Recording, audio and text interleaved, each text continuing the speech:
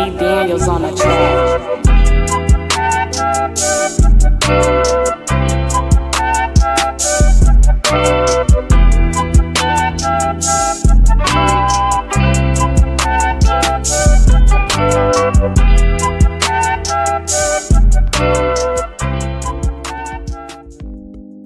Okay, good people, do not adjust your dial. Do not adjust your dial.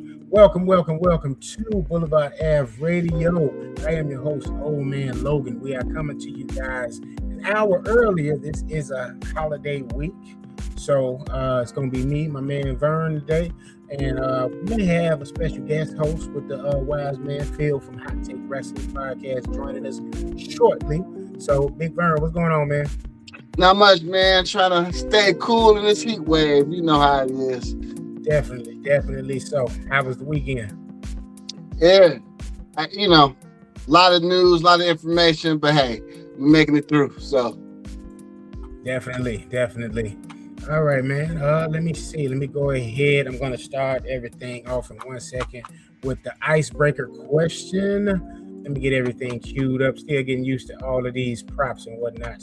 So, give me 1 second. We're going to put that there. We're going to put us to the side. Things that make you go, So, we talked about this earlier in our group chat. I was looking forward to having this discussion with everybody, but we can probably bring it up next episode. Where's my Notion app on my phone? So, here we go. Oh, shit. I did not put that. I thought I put that picture up in here. Let me see if I can add that real quick.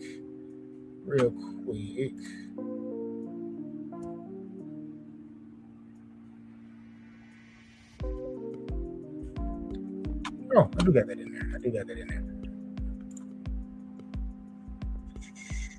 1 second, good people. 1 second, good people. At least I thought I had that in there. I did not add it. So here we go. Adding it live while we are on here. Getting to it. 1 second. Boom, here we go.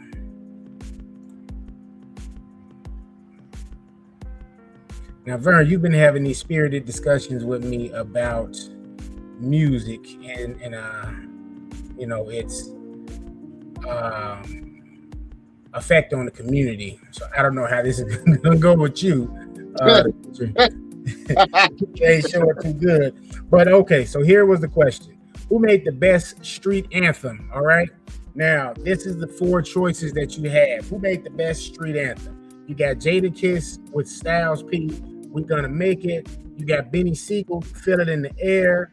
You got Akon and Young Jeezy with Soul Survivor. And then last but certainly not least, you have Freeway with What We Do, which also featured Benny Siegel and Jay-Z. So I know how you feel about rap these days, and you can even tell the people that while we on here, because I'm pretty sure you haven't had a chance to say this on a public forum yet.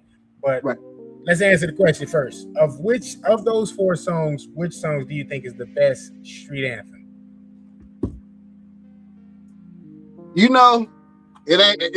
gonna be Jadakiss or my man Benny Siegel. That his earlier work, not the last one. Those 2 I resonate with the most. You know what I'm saying? They get the most replays in my house. So yeah, I'm gonna go with one of those 2. But I like Jadakiss, bro. I think he one of the most underrated rappers we ever had. People know he's your rapper's favorite rapper. You know what I'm saying? So I'm gonna give it to Jadakiss on this one. Okay. I'm in agreement with you there, but I was thinking about it a little earlier, man. We went to the store and I was just thinking about this question, and it's saying street anthem, right? Now, I was going a little bit more into it as far as my thought process on it, and I was like, as far as street anthems, like We Gonna Make It is amazing. It's a classic song, but I'm like, damn, is it a street anthem? Especially compared to the other songs that was asked. And I was very close to picking Jeezy Soul Survivor, but I said, nah. I said, I got to go with my gut. I got to go with what I really like. And what I really like And I resonate with all these songs. Like I loved What We Do when that first came out from Freeway, classic song, another classic. Yeah. Feel It in the Air. I definitely feel that song right about now, the way the last 48 hours is going. Yeah, and that's not for me either. Yeah, either one of those can do. Because that's, first of all, it's a classic sampling. You know what I'm saying? So, I might edge it for that one myself, to be honest. Because like I said, it was between them two for me. I just like Jadakiss overall better. But, you know, Benny Siegel, man, look, from The Rock, Benny Siegel was my guy. So, you know, it is what it is with Benny. I think he had the most natural skills out of everybody from Rockefeller Nation. So, I mean, and that's one of those conversations. I've had it before, just in some of my circles with people. You know what I mean, as far as, you know, that's really into hip hop and music and stuff. And Beanie Siegel, a lot of the times, the conversation was Beanie Siegel just as good, if not better, than Jay-Z. So I know a lot of the times I've said, man, depending on the day, it could go Hove, it could go Benny Siegel, but Benny Siegel definitely was one of the purest MCs that was ever on Rockefeller Records. You know what I'm saying? sure. Kanye became a megastar, so I'm sure they didn't see that coming. You know, that was one of those things where it just, you know, it was when a movable object meets an unstoppable force. Right. And he just, you know, he took over. He became a megastar. But when you talk about just the pure MC and who was on Rockefeller that were pure MCs, that conversation a lot of the times was you either Team Siegel or you Team Jay. And when those two would pair together, oh my God, you talking about class. That was a classic album that never happened, that I always felt like they should have at least explored that with Benny Siegel and Hove on an album together. See, but that's the thing, and so, you know, my sentiment towards Jay-Z. I don't think Jay-Z would have ever let Benny get his time to shine, because I think Jay know. Like, I don't believe this one take. I don't believe a lot of things that Jay-Z say, because he got questionable the business dealings and things like that. I think Benny, though, speaks most to real people on the street, real concerns. Like, he's more authentic in his, like, even when he rap about, you know, this he come from that for real. You know what I'm saying? Yeah. I think a lot of times, man, Jay-Z just a spectator, bro, with good lyrics. Mm-hmm. You know, and that's how I feel it. You know, we know he wasn't out there hustling like Benny was out there hustling, bro. We know that. And you ain't even gotta. There ain't no denying that. He definitely been in the rap game a lot longer than I realized before. But it's still a realness he connects to, just like Jadakiss. Same thing. Mm-hmm. They both connect to a realness that you can't deny. And for me, Jay-Z don't have that level of realness. He just never did. He's too esoteric. And when you too esoteric, that means you don't come from it. You know what I'm saying? You probably lived in neighborhoods, but you wasn't about that life. You know what I'm saying? Mm-hmm. And I don't believe when he say it, because he don't have the mannerisms of a street guy like Benny and Jadakiss. You know what I'm saying? He don't, and you know, and that speaks to why I never resonated with. You know, I resonate with Pac, I resonate with Biggie. We all resonate with Biggie. I resonate with Nas. So, you know, if I'm resonating with those guys, of course I'm resonating with Jadakiss and Benny. You know what I'm saying? And that's why I'm like, I have to give it to either Jadakiss or Benny Siegel alone, because those are. But also, the third selection pick, it's about what era we're in, because those definitely earlier era street anthems for sure. Because that was a different question today. What's a good street anthem today? You know, so and maybe something with Kodak Black would be in there today. Or maybe Geechee, but for that era for sure, I gotta give it to. I might agree with you on the Benny edge, but it's either between them two for me, for sure. They just always came out more authentic. Jadakiss with the locks, bro. I mean, nobody wanted nothing to do with them, bro. You couldn't, bro. If you had a battle against the locks back in the day, it was over. It was a wrap. They could know, like, only people that probably match them lyrically was, I won't even say Bone Thugs and Harmony. They had their different style, but you know, just lyrically, kind of tough.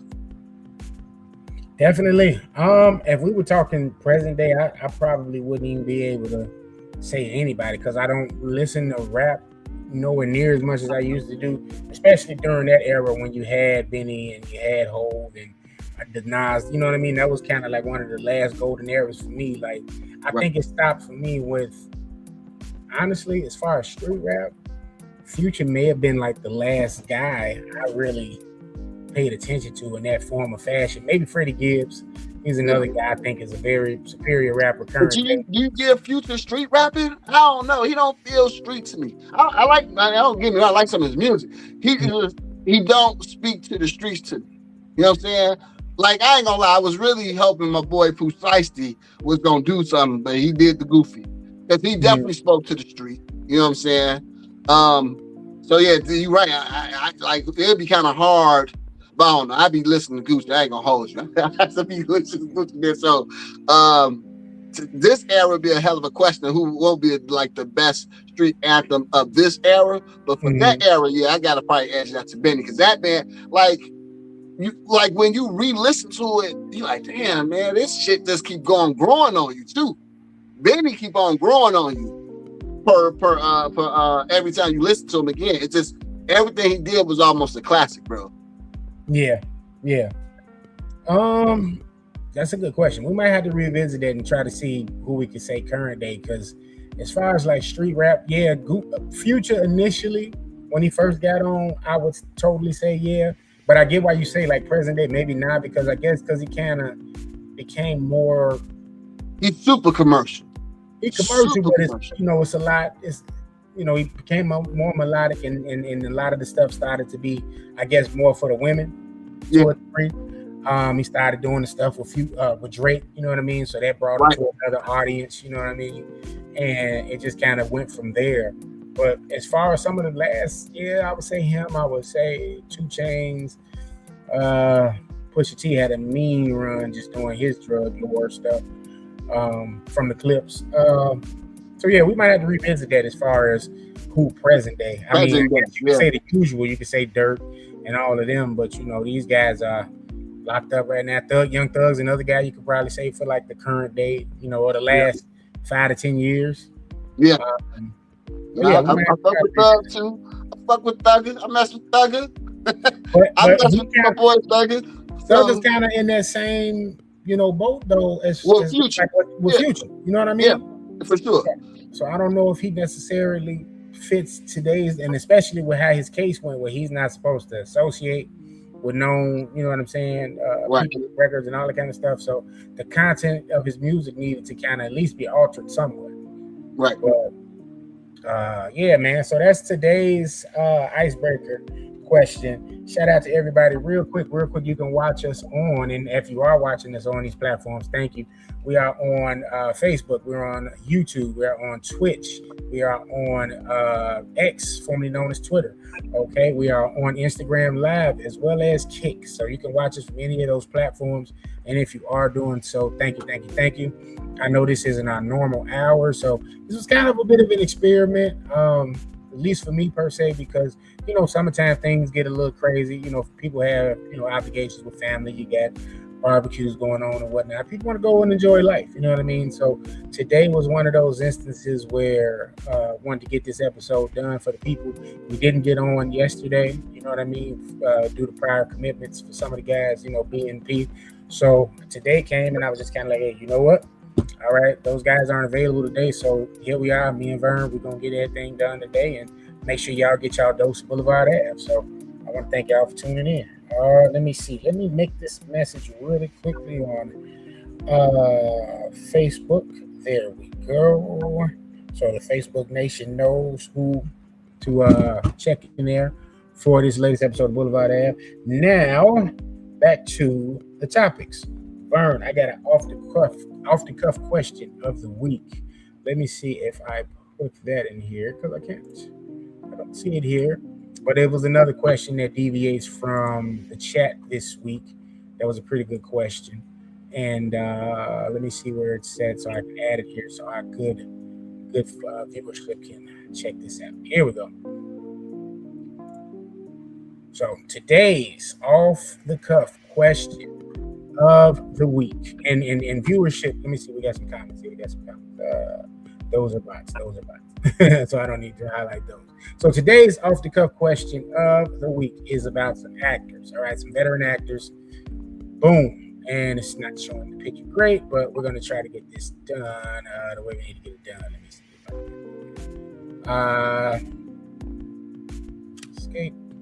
Here we go. So Omar Epps versus Lorenz Tate. Omar Epps versus Lorenz Tate. Omar Epps top 5 movies and Lorenz Tate top 5 movies. We're gonna say, hey, who's the better actor? Okay. Now I will read these off since this picture isn't a great picture. It's not showing everything like I needed it to. We're gonna start with Omar Epps. Omar Epps top 5. Here we go. Juice, Love and Basketball, The Wood, Higher Learning, In Too Deep. Right? That's Omar Epps. Now, Lorenz Tate. We got Menace in Society. We got Love Jones, Dead Presidents, Why Do Fools Fall in Love, and The Inkwell. So, which actor is the better actor of the two? 90s icons, legendary roles, one showdown. This is courtesy of Brad's Film Club from Facebook. So shout out to Brad's Film Club from Facebook. Saw this on there and I said, yo, this has to be a question on the show tonight. So Vern, what is your pick? Who is the better actor of the two? Who has the better filmography of the two guys? For me personally, and this ain't no cop out, that's a dead draw, bro. It's really a dead draw. And it's a great matchup because, like, on one hand, you got Menace to Society. On the other hand, you got Juice. And, bro, like, both of those movies mean so much to the Black community. You know what I'm saying? They meant, like, because, first of all, Juice was amazing. And I remember you got Tupac in that, you know, we were young, man. So it definitely felt like what we just talked about with the street anthem. They felt authentic, right? Now, Menace to Society, the only reason I would edge out Juice over Menace to Society is because we come from the Midwest. So we can understand Juice culture better. You know, they're in New York, they deal with cold weather, but I bet if I was somebody native to California, Menace Society was a much better movie. So, but I can see that then you can see remnants of Menace Society and Training Day. We just had what's the name, the Nemesis. That showcased it L.A. So that's what I'm saying. For me, they got Dead Presidents, Lunch. Bro, I'm like this, and who is the better actor? Man, that's it's almost identical time for me, man. Because you got like Omar Epps, man, just phenomenal actor. Lorenz Tate, phenomenal actor. I think boy B pointed out they both in the Power universe. So, you know, like even them saw the you know that we need to bring both of these guys into our universe. So that's that, because one is not Mike and one is not Pippen, right? They are definitely.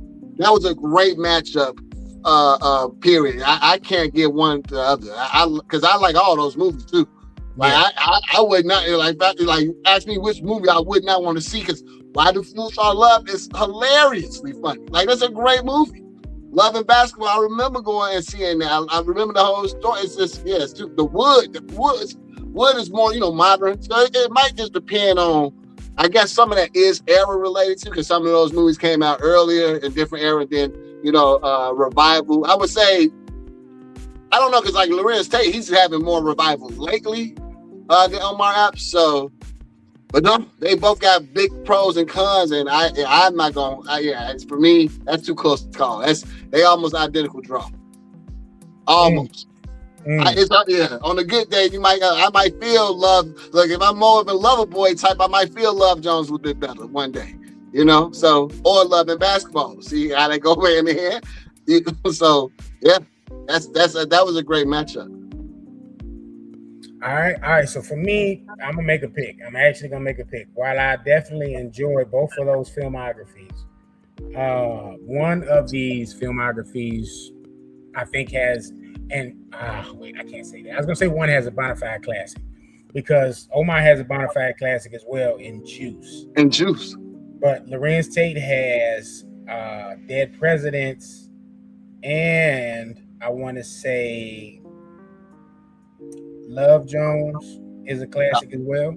Definitely a classic. So I'm gonna say Lorenz has two, and depending on who you ask, because The Inkwell is also a great movie too. Yeah. Because it just, the lesson it teaches you, it's one of the first times too, not one of the first times, but you get to see a normal black family. You know what I'm saying? Right. In cinema. So you got a son that's kind of a special son. He's not a gangster. He's not a thug. You know what I mean? I don't know if he was quote unquote a little off. I know you can't say, you ain't supposed to say retarded anymore, but he seemed a little special. And he gets life neurodivergent, I guess. You know what I mean. He gets a lifelong lesson learned in terms of, you know what I'm saying, what happens with certain kind of women, and you know what I mean. And he learns that. Let me hold that thought real quick. All right, let me add a wise man, ladies and gentlemen. Let me put him right here. Off the cuff. Yes, sir. So I'm gonna ask you, Mister, because Mr. IMDb over there. All right. The off the cuff question today, me and Vern are discussing, is Omar Epps versus Lorenz Tate. Who has the best filmography? Okay, so hold on. I'm gonna read the top 5 of each for you real quick, so you know what's going on. Because my picture, I had a nice little picture, and it didn't work out how I wanted it to work out. But Omar Epps, we're gonna start with him. His top 5 is Juice, Love and Basketball, The Wood, Higher Learning, In Too Deep. Then we go Lorenz Tate, Menace to Society, Love Jones, Dead Presidents, Why Do Fools Fall in Love, and The Inkwell. So those are his 5. Let me, before you respond, let me just finish my statement, because I was finishing it up, wrapping it up, and then you can give us your perspective of it. So I'm picking Lorenz of the two. They both definitely are in the Power universe. I would have loved to have seen them on screen together. That's what I would love, yeah, for sure. As far as I know, we haven't gotten that. So maybe with the announcement of Nemesis Season 2 being greenlit, we'll talk about that a little bit later on. Maybe we'll see them pop up on there. You know what I mean? But I'm gonna go with Chicago's own. I'm gonna go with Lorenz Tate. I'm gonna pick. Can't go wrong. Yeah. Hey, you can't look. I would give you this. I think Lorenz Tate may have the most memorable. O-Dog might just be the most memorable character. You know what I'm saying? Out of all of that. Because even Don't Be a Menace While Drink Your Juice in the Hood, like that's who they mimic in most of the movies, O-Dog. So that might be the only edge. Yeah, but me, it's too close to call. All right, Phil. Mr. IMDb, ladies and gentlemen. You know what I mean? Let's get your take on it, brother. All right. Both phenomenal actors, absolute legends. Bro, I gotta go Lorenz Tate. I gotta go Lorenz Tate. To Vern's point, yes, in Menace to Society, that was O-Dog that Marlon Wayans was mimicking the whole time. And then to even have Omar Epps play as Malik and Don't Be a Menace and get shot by Remy. Yeah, bro. I gotta go Lorenz Tate. For a couple different reasons. Lorenz Tate is still doing stuff. Yeah. Like, he's still going. They both doing stuff though. They both still going. What does Omar do? I haven't seen him in anything since that one doctor show he was in. He definitely doing TV roles, and they both in the Power universe, so they both still going for sure. Yeah, he was in Raising Kanan for about 3 seasons. I think they killed him off in season 3. So that was one of the latest things I know he's been on. The show about the chicken strips? No, man. That's what you said, right? No, I said not. I said Raising from the Power universe. It's called Raising Kanan. Right, the restaurant. You talking about the restaurant, right? Not to be confused with the restaurant. No. Wow. So yeah, but he was on there. I would have to look to see what he has going on now since then. But yeah. Okay. Yeah, I gotta go Lorenz. I gotta go Lorenz State, bro. I gotta go Lorenz State. Yeah. Love Jones. Can't go wrong. Can't go wrong with Lorenz State. Bro, when you look at the body of work though, out of the 5 movies that you name, bro, Love Jones Lightweight got you in there. Like you got stuck in it. You got stuck in it. But You lightweight made your baby mama with Love Jones. If you have a random kid that's out there, 9 times out of 10 you pulled up and she put in Love Jones and y'all got it cracking on the couch. 9 times out of 10. At least with your first baby mama. That or Baby Boy. If it wasn't a movie, there was a soundtrack to Love Jones too. Man. Definitely. Yeah, that soundtrack go ham. That's a different story. Yeah. That Love Jones soundtrack. Yeah, we gonna talk about soundtrack then. Yeah, I think shit. Yeah, I mean, Love Jones go ham for the R&B side. He might have it better on the soundtrack side. Because I say Juice wasn't no bad soundtrack at all. Juice had a good soundtrack, but Love Jones, Dead Presidents, and I want to lightweight say the Why the Fools Fall in Love soundtrack. Hey, bro, the Dead President's soundtrack went hard, bro. Man. That's classic soundtrack. That went hard. There's a slight different story on the soundtrack side. Just because Menace to Society soundtrack as well. Like, yeah, talking about some classics, some bona fide classics. That's where MCA got his classic, straight up Menace. Like, so now I wonder which of those two out of the 10 movies mentioned, what made most box office? What made more money? So that's another question. I should ask that. Who was the most successful out of those 5 pair of movies? I mean, 10 pair. That split. So you know what? I did not look at that. So that is a good question, and I'll probably revisit that to see exactly what they may have made. But you got to think about this is the 90s. These are black urban movies. So, those box office totals, they might have made 20 million. You know what I mean? Because those movies was made. But you know what, too? They wasn't showing them everywhere either, though. That's if it wasn't a black community, because I know out here we had Lakehurst. And where Lakehurst Mall is at in Gurney Mills ain't even a 10, 15-minute drive. Right. Back then, if you wanted to see a movie like The Wood, or Love and Basketball, anything where it had more than a bunch of black people in it, they were showing that at Lakehurst because Gurney didn't want that. Gurney didn't want that smoke. Right, and that's what I was saying too. Some of these movies take place for Lorenz Tate. A lot of those movies took place a lot earlier too. So you do got this stretch of era because what some of these movies relate now and nowadays versus how would The Wood been if it came out during the era of Juice. Right? Which one would have been the bigger movie at that time? So that's what I'm saying. That's why it was too close to call for me because we don't. It's very rare that we get to see them in the same era back to back. Like I said, I would love to see them together though, and that way we can, because they both phenomenal actors. Like it's just you got to give them that. But they both still doing their thing though. If you didn't realize that, they definitely still going. So. Was Juice in theaters? Yeah. It was legit in theaters? 1992. Yeah, it was in theaters. And the only reason why I asked that is because I remember there was an era of black movies that they weren't showing in theaters out of fear of whatever. So prime example, New Jack City. Mm-hmm. They only showed New Jack City out here during the day, like matinee hours. After 5, they wasn't showing it. So with a movie like Juice, it's kind of like, damn, that's crazy. And that's why I was like, was it in theaters? Because, bro, like it was a lot of people that had only seen it via VHS. Now, what y'all think was the best movie of all of those, though? Of those 10, what y'all think was the best movie overall?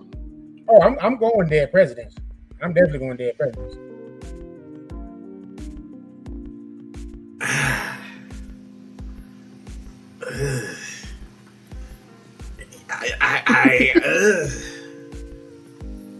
I gotta agree with you, bro. I gotta agree. I think I'm going dead presidents.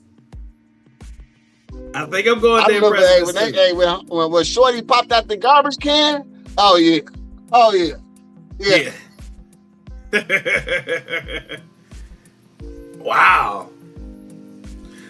Okay, why did you pick Dead Presidents? We know it's a classic, but why did you pick it?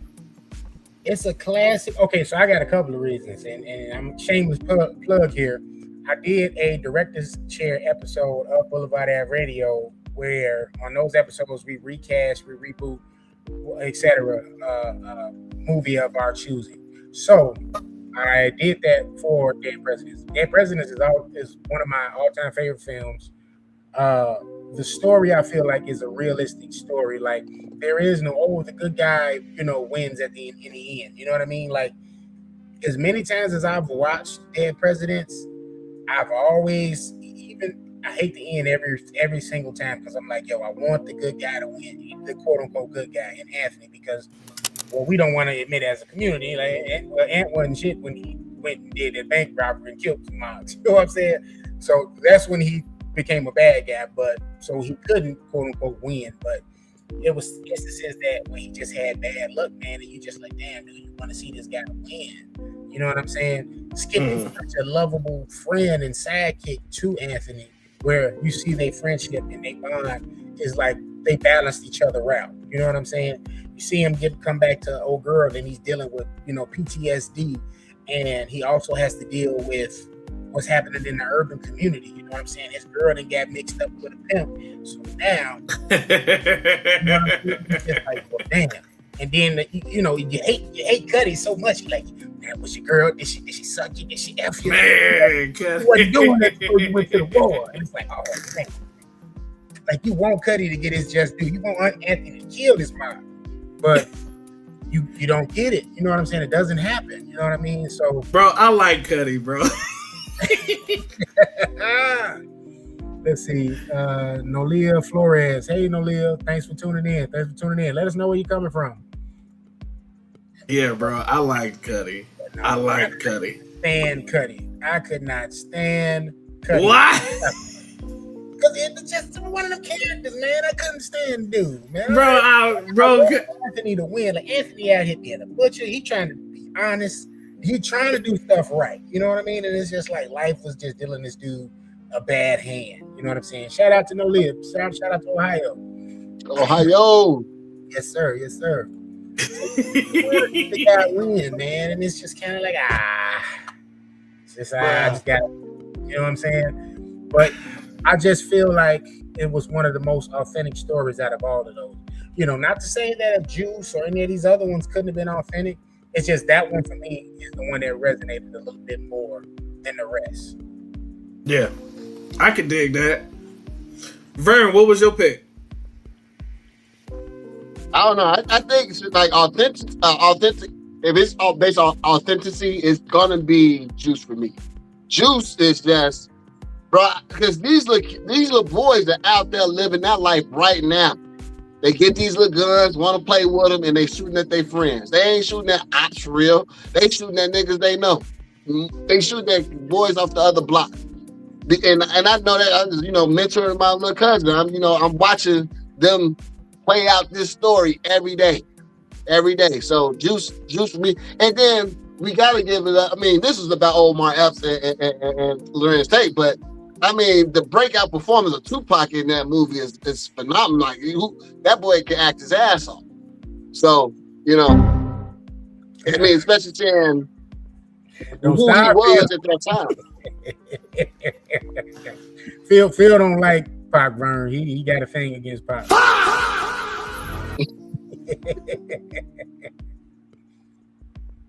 I dig that. Go ahead, bro. Go ahead. I dig it.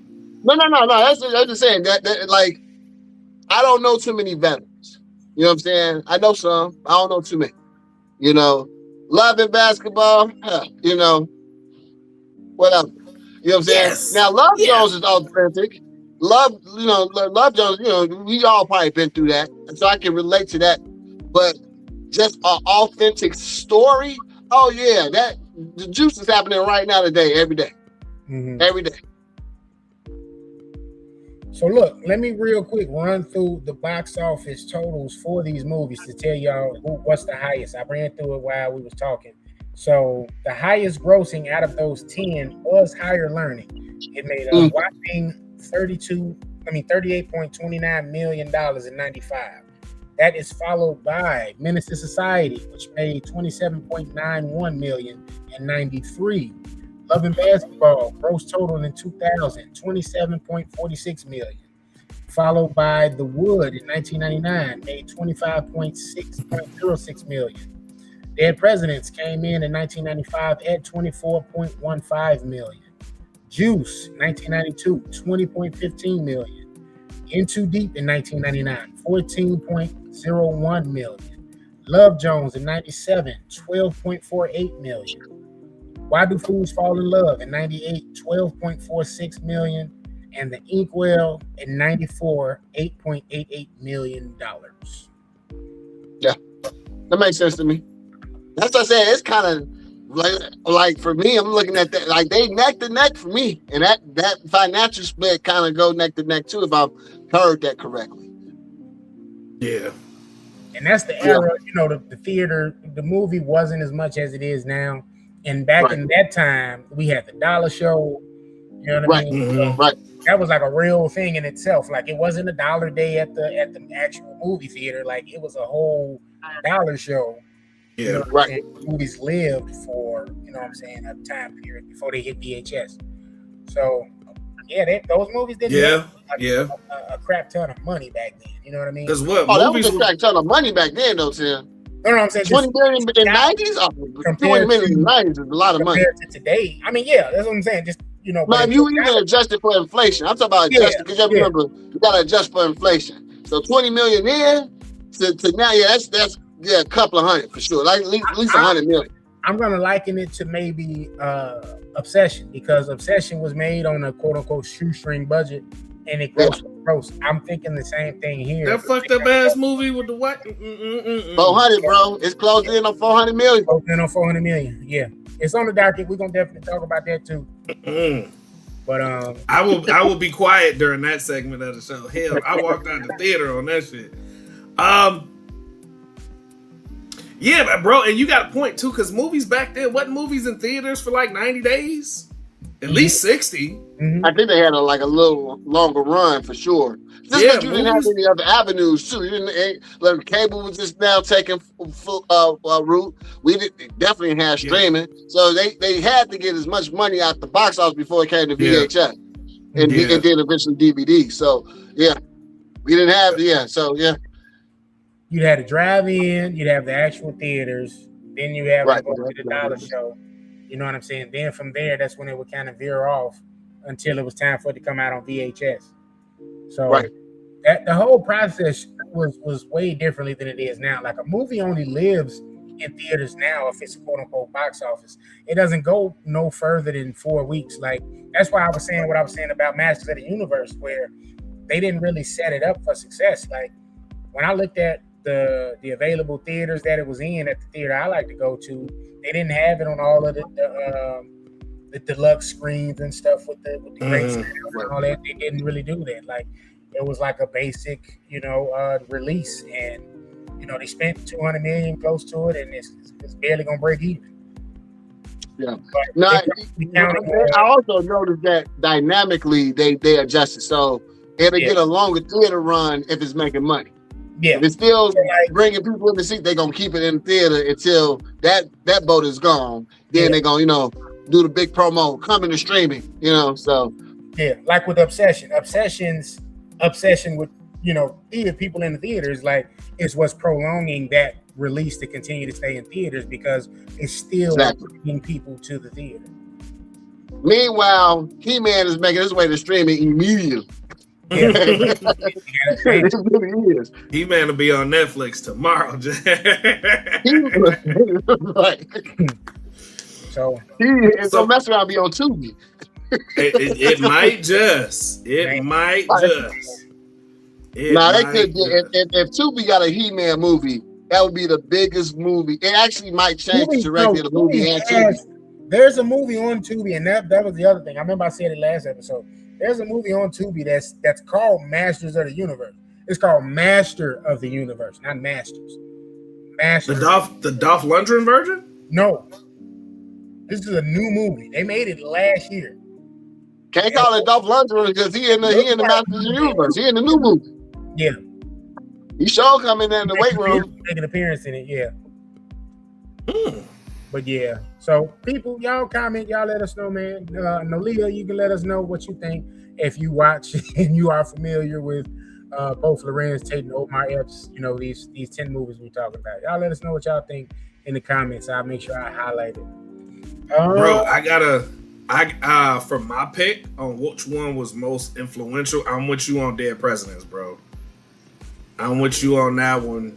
When you look at the historical aspect of it, like a lot of those vets came back. So you remember when he came back, when Anthony came back, he bumped into Chris Tucker.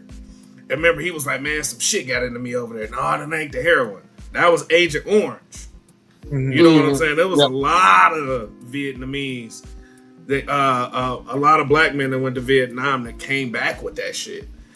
I want to say it was the first time they highlighted a black unit in the movies for Vietnam.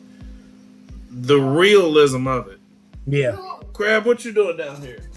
The realism of it, of them showing like. Go ahead. So I gotta do my cameo. The realism of it in Vietnam with the black man go home, it's not your war. Yeah. Cutting your dick off and putting in you're like, yo, like that shit was real. It happened. So it's one of them things, And it's like, bro, I went and fought for this country and come back and I ain't got nothing. Right. And then on top of that, my woman ain't shit. Man. Like, I don't think a villain that does not get enough credit, and it wasn't Cuddy. Cuddy was not a villain. Juanita was the villain. Oh, man. Juanita was the villain, bro. Juanita wasn't supportive. Bro, Juanita was the villain, bro. If it hadn't have been for Juanita nagging and bitching and complaining and having roaches in the house, he wouldn't have did that job, bro. Right. He wouldn't have robbed that bank, bro. That's Juanita's fault. Yeah. And when you think about it, and here's why I love Cuddy so much.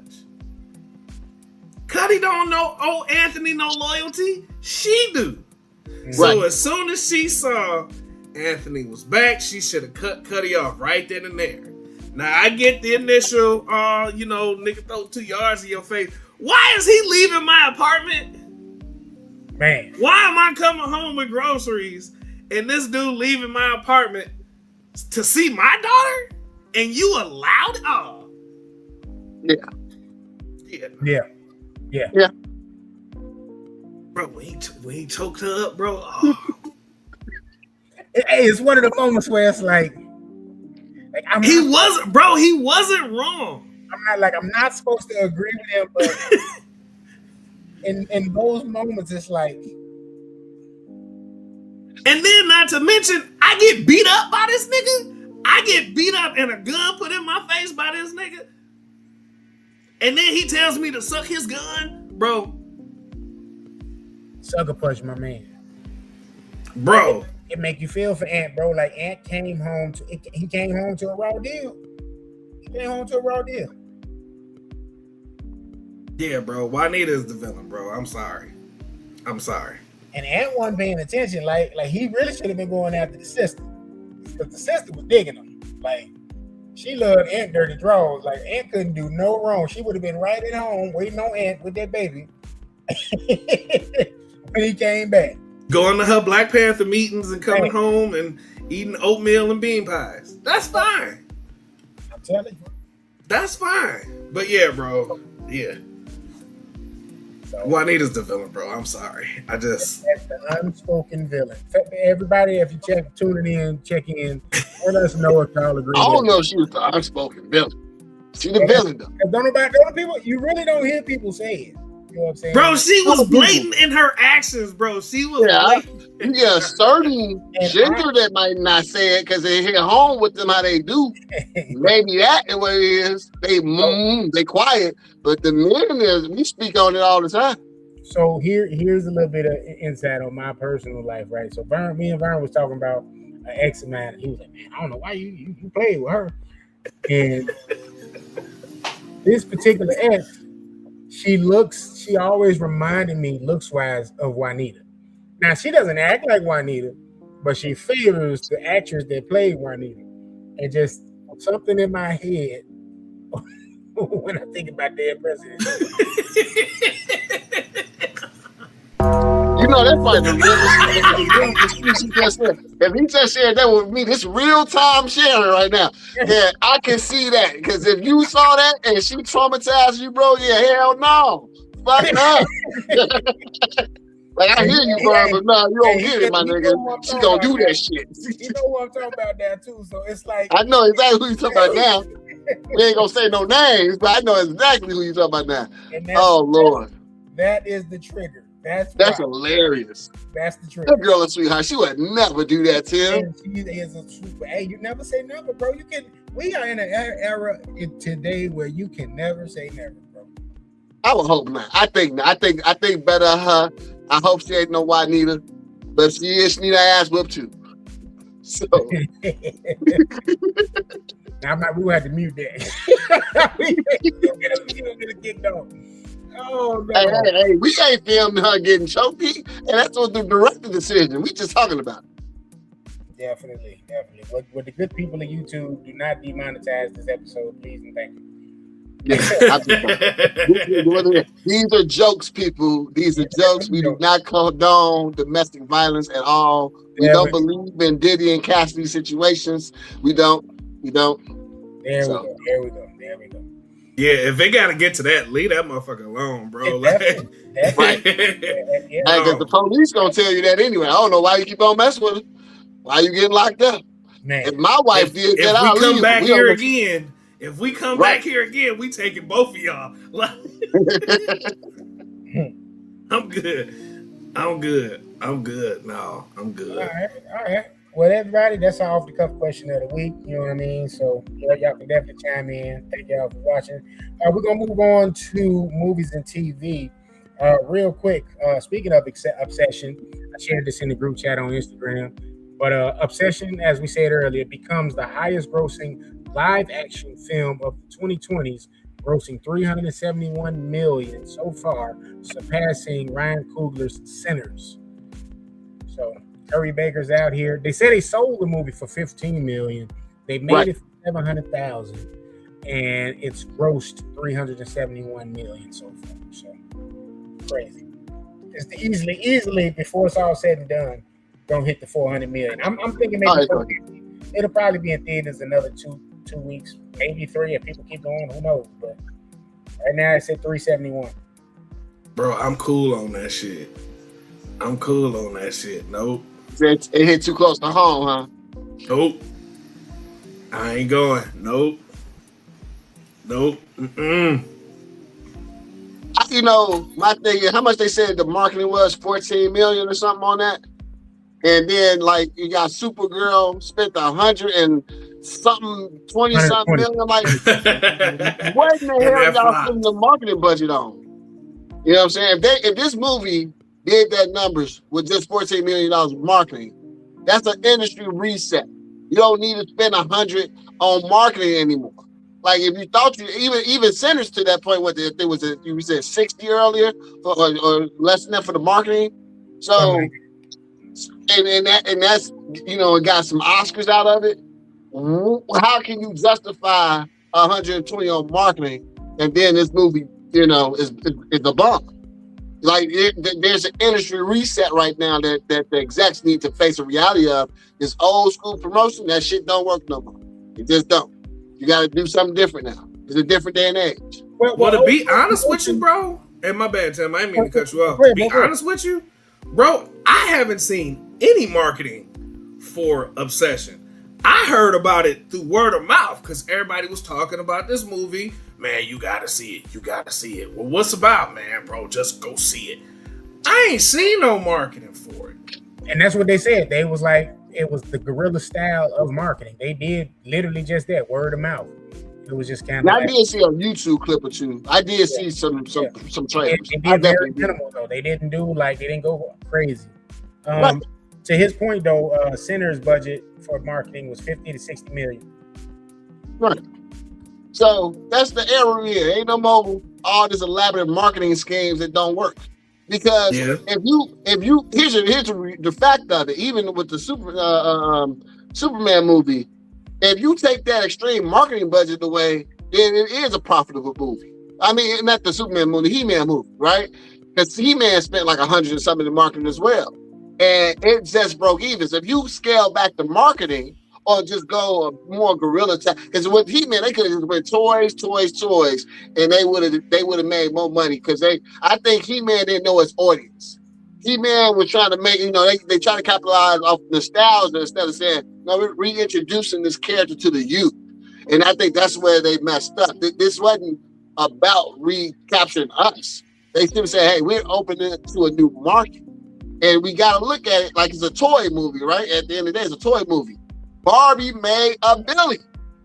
So, they get what it can do.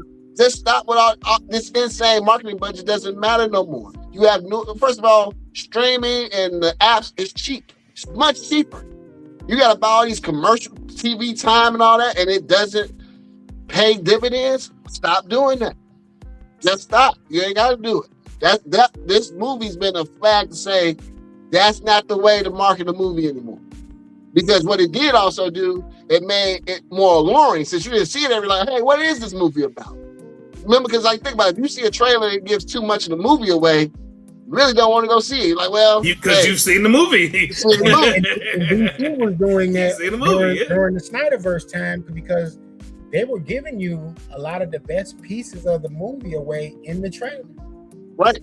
Like Flash was the latest example of that, where they gave away. Bro, I would have kept that Batman appearance to the chest as long. Man, I would have held that to the chest. That was the best part of that whole movie. That was the best part. Which one? The George Clooney Batman? No. Keaton. Because George is at the end. Like, he wasn't there. They didn't put that in. Oh, he was at the end? Oh, yeah. No. Because he went to another universe. He did. I remember that. He altered his universe. That movie was so damn terrible, bro. Now, who gets credit for that movie? Gunn or Snyder? That movie was already in production during the Snyder time, but they were transitioning, so Gunn kind of like oversaw the rest of it. So it was like a soft replacing of Snyder when that came out, if I'm remembering that correctly. But it was something like that because they had already kind of severed ties, and that was in production for a while. Yeah. Oh yeah. Let me see, man. So we can stay on movies and TV. Let's see. I want to move. I got a question for y'all. What do y'all think the funniest movie of the 90s is? What's your top 3 funniest movies of the 90s? I got Move. I got to think. So I give y'all mine. Don't Be a Menace. Absolute classic. This is kind of off the cuff. Oh, my bad, bro. Oh, you good. It's off the cuff. This is good.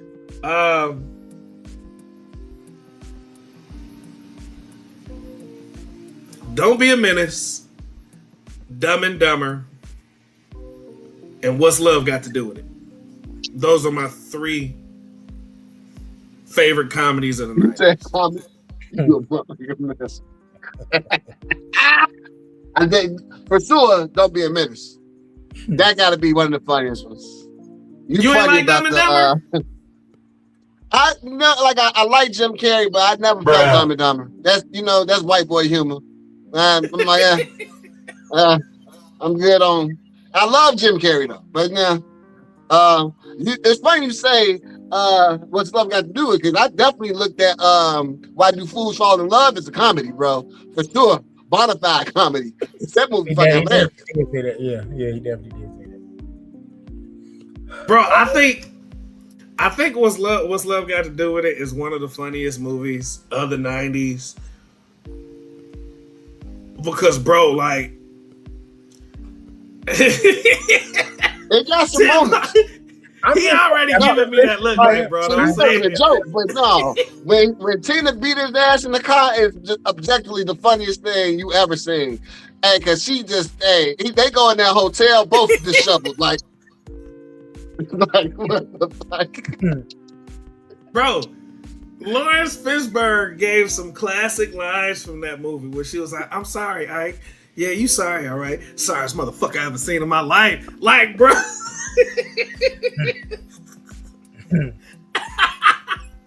Bro, that's funny. Bro, that's funny. And I know it wasn't intended to be a comedy, but bro, that's funny. I give you it's definitely been quotable. Eat the Cake anime, even though look, even though it's wrong.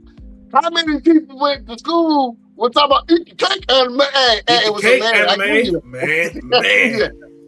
Eat the Cake anime is still relevant now in 2026. No, exactly. No, like you making a joke, but I feel you on some of that because it's a lot of closer now. What the problem is? What the problem is?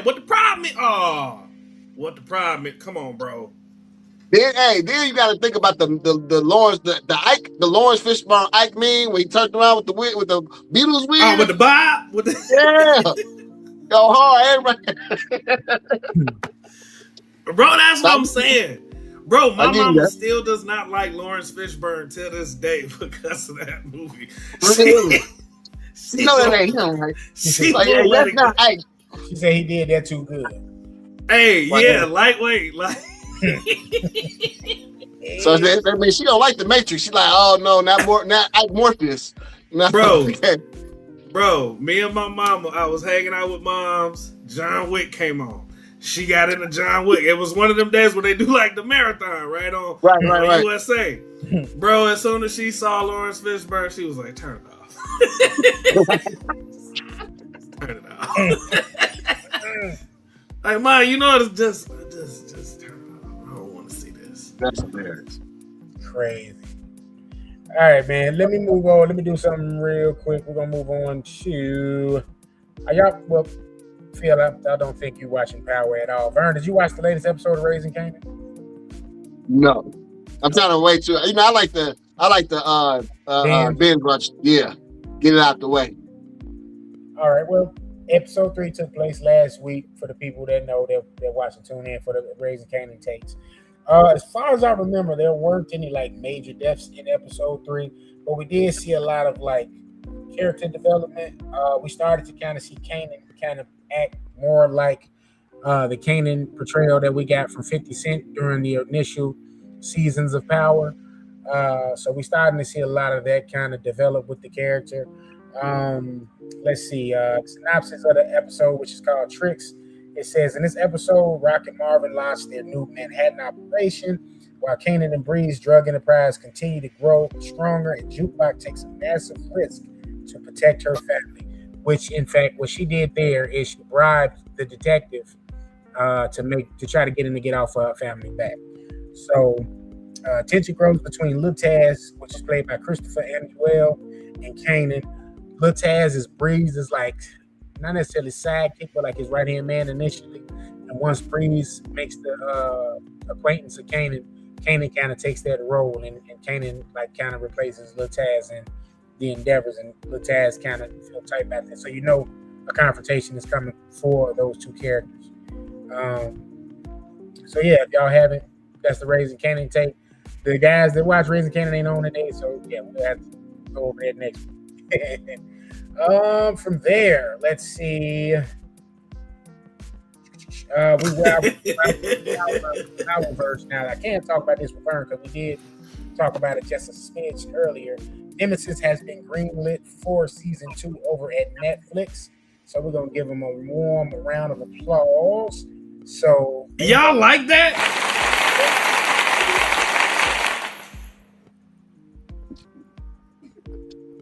We gotta hear. What you don't like about it, Phil? Now we gotta hear it. What you don't like about it, Phil? Speak on it. It's so Tyler Perry-ish, bro. Bruh. It's so Tyler Perry. I thought it was. It wasn't bad.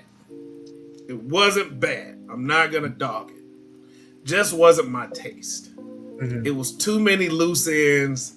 That's just like, bro, what? Like, y'all had a shootout all day, and everything, all of this happened within 20. Like, damn, where's the? But the son got what his little ass deserved. His little bro, the son. Okay, for me personally, as and see, Tim, this is why I'm on my soapbox. I promise I won't be long-winded, but I'm making. Do your thing, man. Do your thing. I'm making a point. The son pissed me off so much because everybody trying to be hood. Everybody want to be hood. Mm-hmm. Yo, I know more hood dudes that wet the bed than not. Now, what's wrong with being the cornball? What's wrong with being the hooper? What's wrong with being who you are? What's wrong with coming from a good family? What's the problem with that? Right. You just met your granddad. Because let's be honest, the show, even though it was 8 episodes, everything took place in like a span of a week. Like, bro, you just met your granddad. Now you want to avenge his death. You a borderline crip. Like, come on, bro. Now y'all are from Chicago. I'm from the burbs. Mm-hmm. So I'm sure we've seen the same story just flipped. Mm-hmm. Where y'all in the city, y'all know the hoods, y'all know the real ones, and then somebody come up trying to act like that, and that's, bro, you're gonna get chin checked real quick. Oh, that happened to over my house. This something I don't want to speak on too much because somebody got, you know what I'm saying? But they came into our hood, thought it was sweet because, north side, y'all ain't on nothing. Yeah. And it didn't end up well. And what's crazy about this whole situation I'm talking about is that, so it's this guy he's been passed away from the neighborhood, his name Jimmy. We throw him a celebration. Now, over where I'm at, GD's advice laws, I'm in the squad. We grew up together, so there ain't no real beef between the GD's advice laws. This boy come over there and talk about where this at, where that, because he from out south.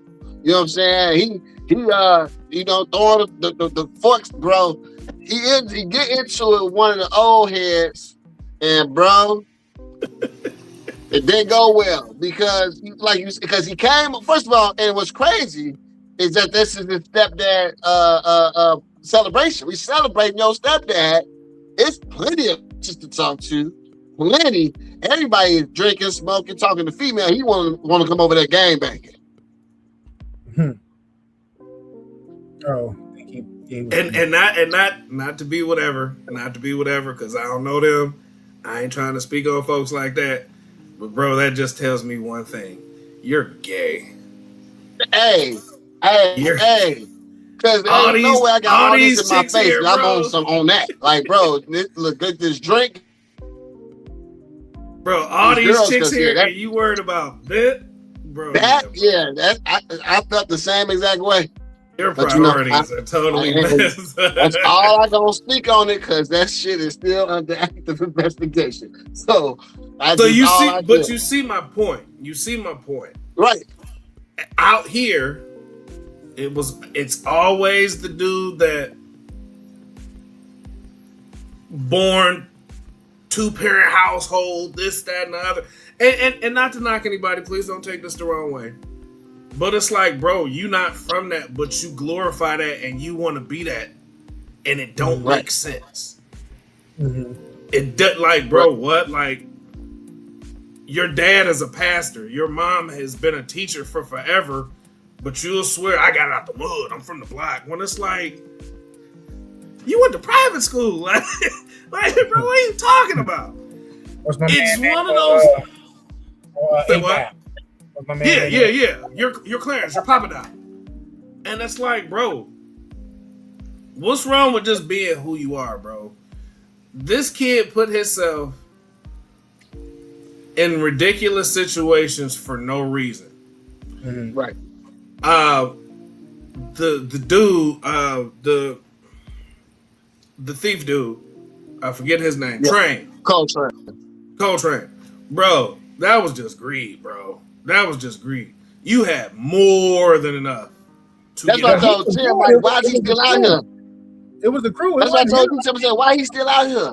He got the whole real estate business. It was the crew. He was being loyal to. Bro, not even the crew. The not crew even didn't have the ones. They was the one, man. Cuz we ain't got no money. Coltrane was trying to quit. He said, "Yo, this gonna be our last one." Coltrane and the Asian guy was the two that was good. The other brothers, Q was who was the crip, I guess. The goofball. Goofball. He was the one that always needed money because he living double life. He got 2 women. No, that was Dion. Yeah, Dion. Dion. Yeah, you're right. So he kind of put himself in that situation. Bro, Coltrane put everybody in that situation for the simple fact. When he went into I guess it was the safe room or whatever. Remember, he pulled that cord. Remember, he pulled the cord out. Well, he was good forever. He could have brought them off and been done. He could have gave them 2 bags apiece. Exactly. Yeah.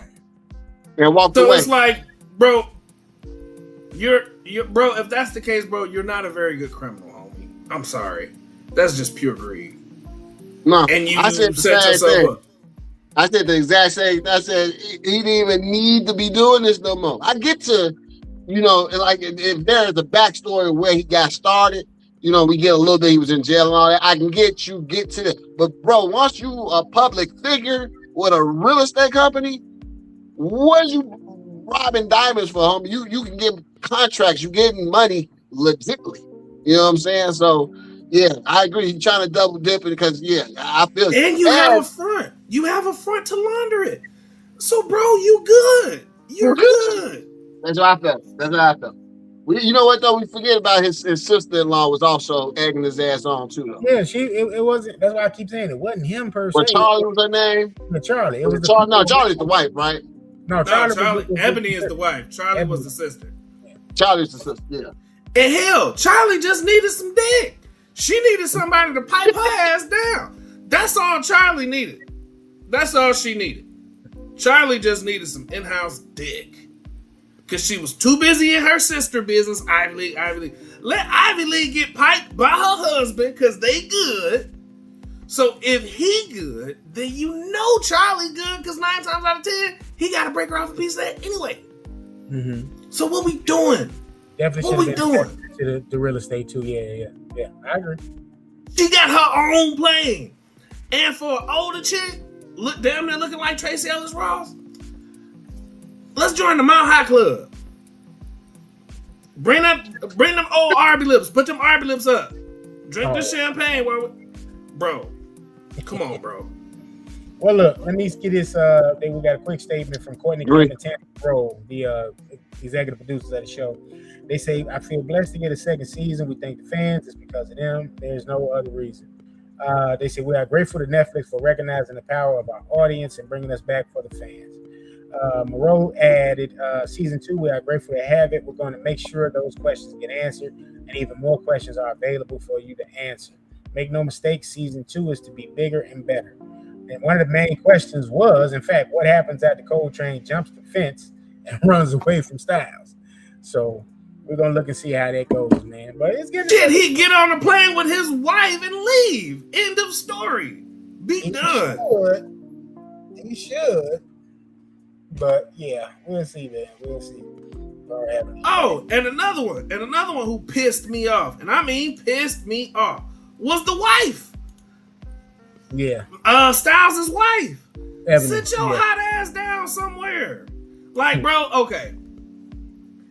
It was a lot of things that did not sit well with me in this series. Mm-hmm. It just didn't, bro. It just, and that's why I say it felt very Tyler Perry-esque, right? Styles is more concerned with Coltrane than his woman. His woman is more focused on the homie they went to school with. Dumbass son trying to be a thug when he's soft as baby shit.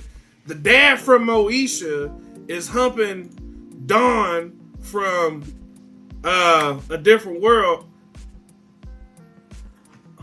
What's the problem, bro? Like, everybody. Like, yeah, remember. Now, what was it? Styles was his name? Yeah. He was concerned with Coltrane because his brother, his partner got killed. So I get the obsession now. He killed his partner. That's why he was obsessed with Coltrane. And remember, everybody was telling him, "Nah, you don't understand." They was telling him this wasn't real. He's like, "Nah, it's real than the mofo." So he had a point to prove. So I get his obsession. Like I said, now Coltrane, no. Like, bro, you good. Your wife asked you to go. She said, "Fuck my sister. Let's just do what we need to do." I don't see why he back in the streets. You know what I'm saying? The son, they had to put the YN story in there, right? Because all these little YNs want to be hood. Ain't none of these YNs out here want to not be hood. And it's always the son, because on Power, we forgetting Tariq, same deal. Right, same thing, exactly. Same thing. And even not just Tariq, what's the name? And I like him, his cousin. Or not his cousin, but Tommy nephew. Yeah. Well, he ain't Tommy nephew. He's D-Thang. You talking about? Yeah. D-Mac. Is that D-Mac? Yeah. No, D-Thang. You sure? Positive. D-Thang. Yeah. He my favorite character on Tommy because, hey, he was underestimated and came through every time. So, but I think it's D-Mac. No, it's D-Thang. You can Google it.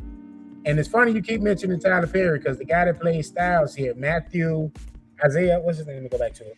Matthew Law, who plays Styles, is actually he has some roles on some Tyler Perry shows as well as Abbott Elementary. So yeah, he fit in perfect because he definitely a great value. Shamar Moore. Hey, it's funny you mentioned Shamar Moore though, because I when we were talking about Nemesis on prior episode, I said if they didn't get Homeboy, they got to play his father. I definitely could see in a different light, with a bigger budget, where they would have got Shamar Moore to been his father in Nemesis. He looked like a Shamar Moore. But I hate that they killed his father off though, because his father's definitely stole the show though. There was a little more meat on the bone there for sure. He's hilarious though. Yeah, there's a little more meat on the bone. They could have just had him go back to jail. Whoa, pause. Whoa. Yeah. Whoa. They could have gave a man one more season though, for sure. He could have. That's why I said they should have just had him go to jail, like not just. But see, even then, like even when the father got murdered, and how they played that up, it just wasn't good. It just wasn't good. They could have. It was too rushed on that one. Like, but you know what though? Too, we in the era where they probably don't think about it. It just got greenlit for a second season, right? So without that promise of the second season, then they probably just got to do what they got to do to wow the audiences. Yeah. If she knew she was getting the second season, we probably would have got we probably got a better ending for the father, or a more appetizing ending. Yeah. Coltrane put his ass, and bro, like even how it ended, Styles. You were never gonna win. Like, bro, don't look at me like that in my eye, bro. And then run off. Like, come on, man. Just it's called Nemesis. Yeah, we definitely gonna be, bro. We definitely gonna have beef forever. Like, bro, it's too much passion in these two men's eyes right now, bro. Then at the end, you were never gonna. Like, bro, don't look at me like Prince, bro. Don't do that. I got a problem with that, bro. All right. Let's move on. Like, bro, like the captain, like, bro, you mentioned New York Undercover, Right, Vern? You said that was one of your shows back in the day, New York Undercover. Yeah, for sure. Out of all the police shows we've ever seen, we ain't never seen somebody just out talk to their captain like they captain wasn't shit. You know what I'm saying? Right. He talked to that old man like he wasn't shit. Therefore, well, yeah, I got your gun and badge back. It's just my retirement. Don't worry about it. What? But see, he been putting them bodies in the cell, so I guess he's the one that they looked to replace him. So maybe he thought he went in there with that light skin swag. Let's be real. The light skin swag, like this is how you do police. I'm Mr. Captain. Look, I don't mind. Look. Cause I ain't gonna front. I'd have been a Styles type of cop. Me too. That's what I know. I was up in there showboating. Don't let me get in there now, and I'm knocking them down, pause, and getting every perk that I'm after. Oh yeah, no, I'm going. You know what though? He also did shine a little bit of Will Smith though, for sure, from Bad Boys. It might have been an influence. After watching Part 4, I see why you say that. Yeah. Because he definitely gave his captain a couple of, but he was rich. He ain't need the fucking job. You see that? So he's not just being a cowboy. Now, Styles on the hand, I don't think did he have some money? Nah, he just working. I mean, Styles had bread. He had a little bit of bread. I mean, but he still got to work though. Because he was like a captain himself, wasn't he? Like he was a lieutenant. Lieutenant. Yeah, he was a lieutenant. He was like a slouch now. He was getting to it. Yeah. This LA we're talking about, LA cop. So right. Yeah. And I think one of the things that pissed me off the most was, I forgot what episode it was, where my man had on a hat and a coat. What do you need a hat and coat on for in LA in the summertime, bro? But they do that though. You gotta remember, that's how we look at it, because we got a real winter. Bro, they get a little breeze. I need my coat. That's an LA thing. No, it's saying LA police lieutenants make $145,000. Yeah, but the cost of living out there is ridiculous though. So that ain't impressive. Like how much the housing market is. The wife was a lawyer or something, or wasn't she? What was she? Hell no, she worked at that art gallery with Ebony. She didn't work at that. Oh, she did charity. Something she did, but they was making she in the socialites. Yeah, the socialites. Yeah, sure. So she ain't making no money if she giving it away. Well, you would hope. I ain't about to give it away somebody ain't got. Hey, man. Well, they greenlit it. It's 2026. We'll probably see Nemesis come back season 2 around 20. Unless they get right back to filming. I'm gonna think maybe late 2020. December of this year. I've been seeing in streaming they've been doing every 2 years, or every other year now though. Yeah, I've been seeing that pattern. So I'm thinking 28. I'm thinking 28. Unless they already had the season 2 ready to go, which I don't think they did. So we'll see. Let's see. Moving on to. Bro, can I say one more thing about Nemesis? Yeah, go ahead. While I get ready to set up. Shorty forehead was too big for her to be so damn messy. Ooh. The wife Ebony. Oh, Ivy League. Her forehead was too big, bro. She had a forehead like a ram. So it's like, baby, how you so messy with? Am I being mean, bro? Yes. But I'll give you this. Just do me this favor. Watch Black Rabbit, because she's in Black Rabbit. Bro, I did not know that was her. That's her. Is Black Rabbit a porno? No, it's not. No. The actress name is Cleopatra Coleman. She's that plays Ebony. She's in Black Rabbit. She fine in Black Rabbit, my man. Amazing in Black Rabbit compared to how she looks in Black Rabbit. Yeah, I get mad. I'm like, you ain't giving that white boy that booty. Jason Bateman and Jude Law. That's who in it. It's another Netflix show. Yeah, Black Rabbit good though. Shout out to Black Rabbit. It's a good show. But she gorgeous in that show. I don't like the wig they got on her in Nemesis. That's what I'm saying. She looks much better in Black Rabbit. Get out of here. That's her in Black Rabbit. Whole different look. Yeah. Because she looked great in Black Rabbit. Yeah. She borderline looked like a different chick. Yeah. But just watch it. The acting is better in Black Rabbit. I don't know if maybe the bag was bigger or what, but just overall, she does. There's bigger stars than Black Rabbit, though. Yeah, she does a You better got job. Jude Law. You got what's the homie from Ozarks?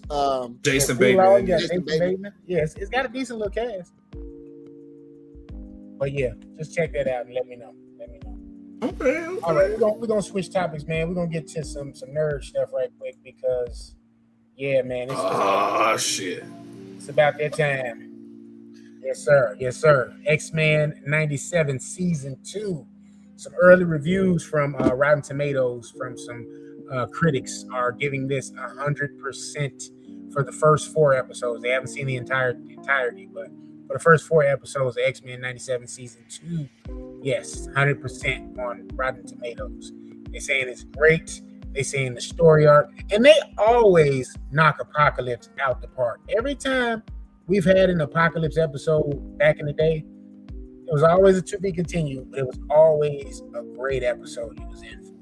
So he's the first mutant. You got to knock him out the park. So for it shouldn't be spoiler alert at this time because they definitely took their sweet time with X-Men 97 season 2. Sabanura is the main villain of season 2, but we are going to get ready to see that tomorrow. That drops tomorrow. Bro, let them take as much time as they need. Because this Wolverine that you have right here in the center, that's during the Age of Apocalypse. Mm-hmm.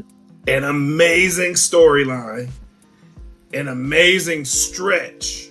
Right. Like, bro, how they did that story. Ridiculous. I'm here for it. Yeah. I'm definitely here for it.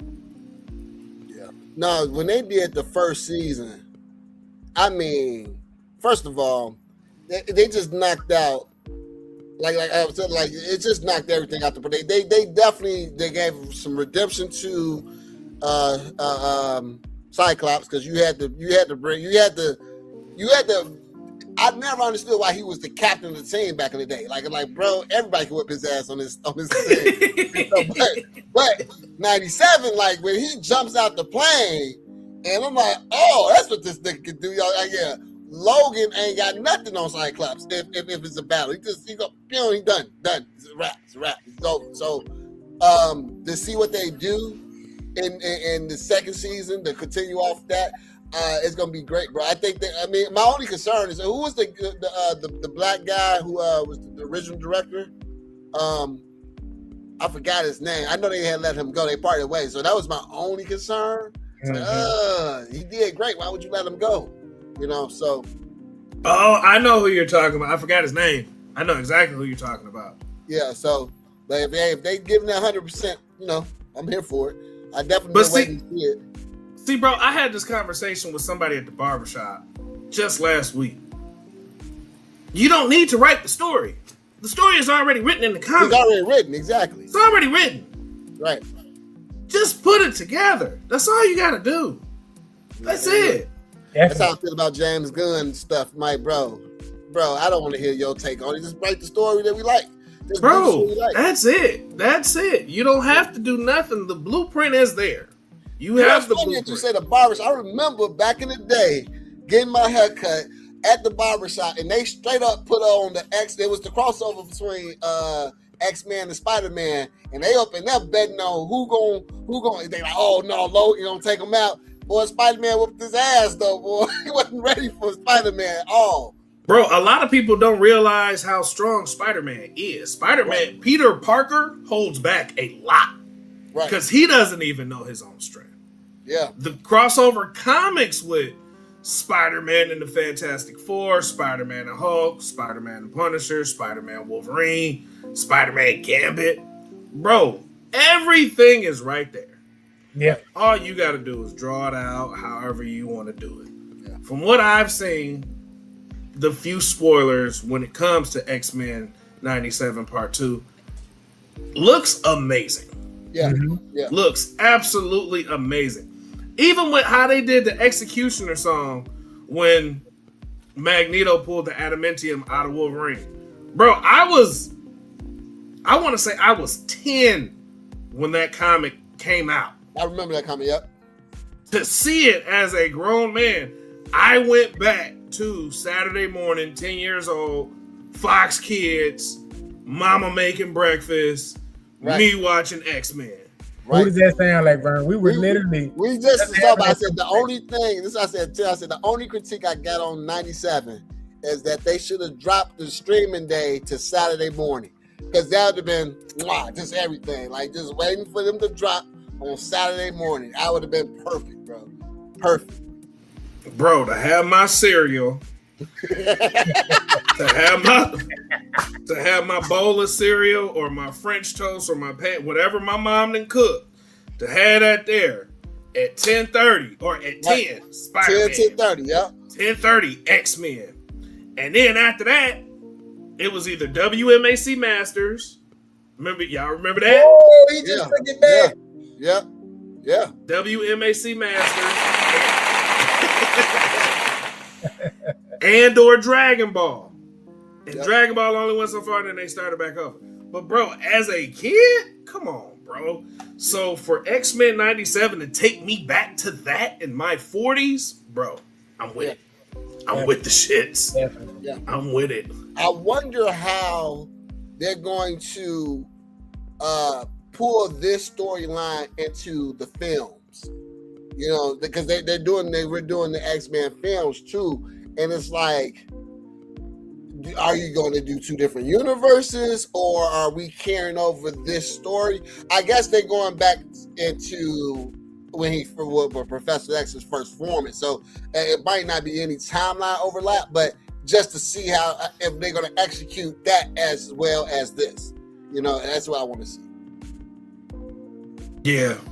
Well, I think, not to cut you off, bro, but go ahead, bro. They're going with the original X-Men. So you're talking Iceman, Cyclops, Jean, the Angel before he became Archangel, and Beast. So we're not going to even see a Wolverine sighting. We're going to get the original lineup of the X-Men from back in the day. So they're going to start there, and we're going to go from there and see how it goes. But yeah. I mean, I'm good with that, because don't you still get Iceman or whatever his name was? Yeah, one of the originals. Yeah. So Bobby Drake, bro. Yeah. Bobby Drake. And if I'm not mistaken, I think that's where Drake's dad got Drake's name from. Iceman. That's why he dropped this album, Iceman, bro. See, now, that may be where Drake may have gotten it there. I don't know, bro. See. Now you got my nerd wheels turning, bro. Now you got my words. Actually a good. I never know where he got Iceman from. To be honest, like, what the hell? That's why I did this picture here, just to kind of like highlight what they're doing with the animation in this series. You seeing the different costumes. It ain't like they did the same costume every single episode. Like you pointed out, this is the Age of Apocalypse Logan, aka Wolverine. This isn't just like the typical Wolverine from the storyline. You know what I mean? So that's from a specific timeline, and then you're gonna get the other ones. I think in some of the previews, I even saw him with his brown and gold, costume. So yeah, a couple of hours, man. Midnight. All three of the first 3 episodes are available of X-Men 97. And bro, you know what too? Deadpool Wolverine opened the door for a lot of different things. Yeah, in the Marvelverse, with intention, right? Which is why I love how they're doing things now. Don't just stick with the basics. Break that fourth wall. Break it. Yeah. Because, like, even with the Spider-Man movie, I know y'all talked about that before. The new Spider-Man movie, that's showing the Man Spider story. Yeah. So it's like, oh, word, oh, because if y'all caught it. In the trailer, when he talked to when he was talking to Bruce, did you catch when he said, "I want to talk to you about mutation"? Mm-hmm. Right. Mm-hmm. Right. I think what they're trying to do is essentially have everyone in the same world. Yeah, that was what the whole Deadpool Wolverine movie. They're getting rid of that whole multiverse shit. Yeah, we collapse. I mean, which is in the comics anyway. It still collapsed the timeline, and this is it. And so, but it's also been too confusing, right? Like how many, think about how many Spider-Mans they pulled in, right? You got 3 right now, living characters. Like think about Superman. We got 2 living Supermans because Christopher Reeve's out. But we got 3 living Spider-Man. And if you want to include Miles Morales, which I don't because he ain't Peter Parker. But we got 3 Peter Parkers still around, so you got to bring that in. And DC having the same issue right now. As we talked about that earlier, like you got Batman. Like I always thought that when they first announced that homie from Twilight was gonna do it, and he came. I'm like, well, he's a great actor. Like you not see him in Pattinson, Robert Pattinson. Yeah, he's a good actor. Like I saw him. Like if you forget, he's in Harry Potter too. Like as a great actor. Like so, I didn't think he was gonna do a bad job. It ended up being a phenomenal Batman. You know what I'm saying? Yeah. So now you got James Gunn trying to say, I don't want him as my Batman. Like, bro, you can't have that many Batmans out here at one time, bro. You're gonna have to pick. Like you gonna release, like we already got his Batman movie. You gonna release your Batman movie. Like, bro, like hang that one up, especially because it's Supergirl. Yeah. Audiences are tired of all this timeline shit. We can get it. It's just messy, bro. It's like, no, give us the definitive. Right, give us the definitive version because I got other shows I want to watch, man. Definitely. And then and two, if you're not, my bad, bro. Yeah, no, I was just real quick. I just want to say you have other shows that are now trying to follow that formula, and they're building universes for their show, like the Power universe, for example. Right. That was something they took from observing the success of this, the MCU or DC, like where they've created these universes where they're able to span and spawn other shows, new characters, all this kind of stuff. So the Anne Rice universe for me. Oh, I love the Anne Rice universe. I ain't gonna hold you. The Vampire Lestat interviewing with the Vampire the Mayfair, man, that's a great little universe they building on AMC right now too. So I got other shows. I can't keep on following every variation of each of these comic book heroes. I got want to watch other stuff. Yeah. And when you were talking about the multiverse part, if you didn't really follow it with the comics, you're gonna get lost in translation. Right. You just are. I was breaking it down to my son. The Spider-Verse, Into the Spider-Verse, the animated version. Yep. Mm-hmm. And he was like, I remember he was like, why is there so many Spider-Man? It's different variations because you got Spider-Man, the Amazing Spider-Man, Spectacular Spider-Man. Mm-hmm. You, it's some versions where MJ is not a character in Spider-Man. Right. It's others where it is Gwen Stacy. Gwen Stacy, yeah. Then you got the Stacy verse. You got where what was my man's name? Norman Osborn isn't in that universe, but other ones are.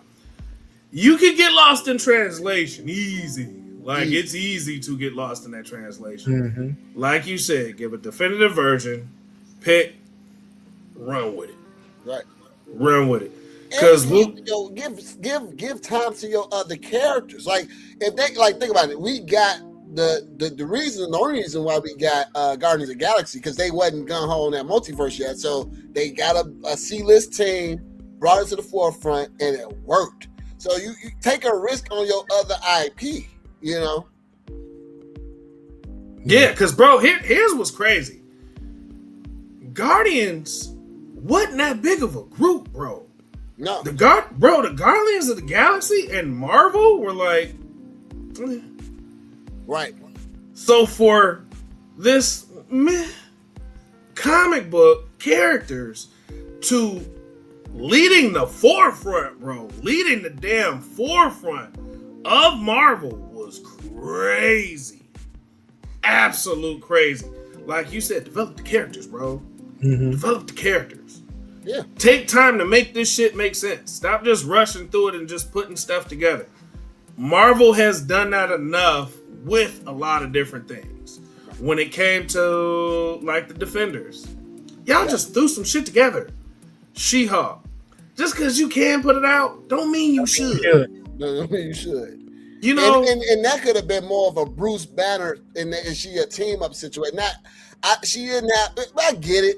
It's Disney. They definitely was doing the equal opportunity, and that's fine. But if the dollars ain't there, don't push it. Because you keep on pushing this woman's superhero agenda, and women don't buy it. They buy Barbies. Barbie made a Billy. Wow, what was that? What was Captain Marvel or Marvel? Whatever it was, the three women. The It Marvel. didn't make any money. The Spider Girl movie, that shit, whatever that was, didn't make no money. Women don't like superheroes like we do. It's just you got some, and you can cater to them with a TV series or something like that. But blockbuster hits, it ain't there, and they showed you what they want to see. With the exception of Ironheart, because Ironheart kicked ass. See now, Yeah, that's a different for me. Yeah, Y'all didn't like Ironheart? didn't like it. They fumbled with Ironheart, bro. Really? I need to hear y'all take on this because I loved it. I don't like the villain. I like him. I love Anthony Ramirez, his name. Oh, I love him. Just not as a villain. He don't sell the villain to me. He don't. For Like me, he's been two good guys too long. Like he is a good guy. Like in every other movie, he is either the hero or he's definitely a protagonist. So he didn't sell that great of an antagonist for me. So I get it. She ain't that great of a protagonist either. But I needed somebody that was a little bit more diabolical than him. for me, Okay. I'm with you. okay, they based it in Chicago, which came out of nowhere. They introduced that character. That's the comic. No. It's just in there. Okay. There was nothing in there in Wakanda Forever where we saw her first, right? And then it's the length of time you have between Wakanda Forever to that property coming out. I think they relied too heavily on the whole executive produced by Ryan Coogler. I think they relied way too heavily on that because the timeline of that, you got to remember, that came out toward the tail end of January, I want to say, when he was on a high from Sinners. You know what I'm saying? So they was trying to ride the coattail of that. And it wasn't authentic Chicago. I don't know if you've ever watched this show called The Bear, but The Bear knocks it out the park in terms of Chicago cinematography and catching the essence of the city. Are you talking about the bear with the raincoat and the hat that be traveling around? Hell no, not Bennington. What's his name? Bennington Bear? No. He's talking about the chef show. Yeah, and They cooking. He making a They joke. chefs. He talking about the Bennington. I think the bear name is Bennington. I can't think of the name of the bear. Pennington. Bruh. Pennington. Yeah. Bruh. Pennington. You said the bear, bro. No. It's a show You talking called about The with Bear. homie from you saw Shameless? No. Oh, that's another one. Another But one, you yeah. know what? Chicago. If you ain't seen Shameless yet, Tim. Watch Shameless. They both knock Chicago out the park. And Shameless is like on the south side, bro. These shows. You saw South Side, right? Mm-hmm. Yeah. Shameless gives you that type of when you watch the South Side. Oh, this Chicago. Chicago. And when you watch a Shameless, you like this Chicago. Like it ain't no Chicago is a character in the show. And that's the point right there. I wanted to hammer. Like, you have this vast city that's a character within the show and all of the other Chicago shows, Chicago PD, Chicago Med, Chicago Fire, The Bear, Southside. Like, they utilize the essence of the city. Like, notice he didn't say the Shire because that's trash. They got LaRoyce Hawkins, and it's like, okay, well, we got him from Chicago, so this gonna make it Chicago. And that didn't work. Like, you got to ingratiate that city's culture into the show to make it that much better. I feel like the girl's performance as Ironheart wasn't as strong as it was in Wakanda Forever. I think the writing wasn't as strong as it could have been because there's no mention of the Wakandians. Like, okay, she falls on some financial hardships. Like, that should have been an easy fix. The soldier women could have came. Not saying they had to come and give us some bread, but they could have came, gave us some assistance. Okay, hey, we saw you had some problems with the suit. You know what I'm saying? Shuri hooked this up for you right quick. You know what I'm saying? Or sent this so you can add it to your suit. You know, like continuity-wise, it just didn't do it for me. Then you have Mephisto there, and the casting of Mephisto, what's my man name? He played Borat. Sacha Baron Cohen, bro. You didn't like that? They didn't put enough of an emphasis on the importance of that character to me. Right. Okay. I got you on that one. You know what I'm saying? You on that one. Like, that character is supposed to be such a big deal. You know what I mean? Yeah. Now, what I did like that they did, because I'm like, okay, Ironheart has the AI Tony Stark in the comic books. We know that Robert Downey Jr. wasn't about to do that for the show. So I didn't mind the take that they did where they make the best friend that died the AI. I get that. I thought that was cool because I knew we wasn't finna get Robert Downey Jr. I knew that wouldn't happen. But I just feel like they could have they did a disservice to that, and it comes from pumping stuff out, pause, to just because you have the IP. Kind of like with She-Hulk. She-Hulk could have been so much better if y'all wasn't doing these tropes. Oh, you want to make She-Hulk twerk with Meg Thee Stallion just because we got a Meg Thee Stallion appearance? Right. Like, bro, I didn't watch that show just because of that. That's crazy. That's cultural appropriation to me. Like, I don't mind trying to, you know what I'm saying? Like, what is Meg known for? She's known for twerking. She's known for being a hottie, right? Okay, cool. That's fine. Let's just have Meg in the show. You could have had Meg twerk. But why did She-Hulk need to twerk with her?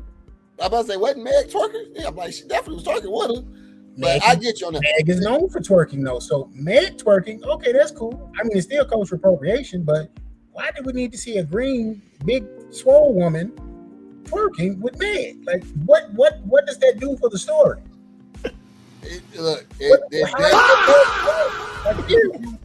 How does it tell the story? What did that do for the story? Nothing. You know what though? Also, to your point about Braveheart, right? So, that's whatever. Ironheart. Like, she got off on Damon in Milwaukee. That's my area. I'm from Wicker Park, bro. That's where I live. So, I'm sure you remember.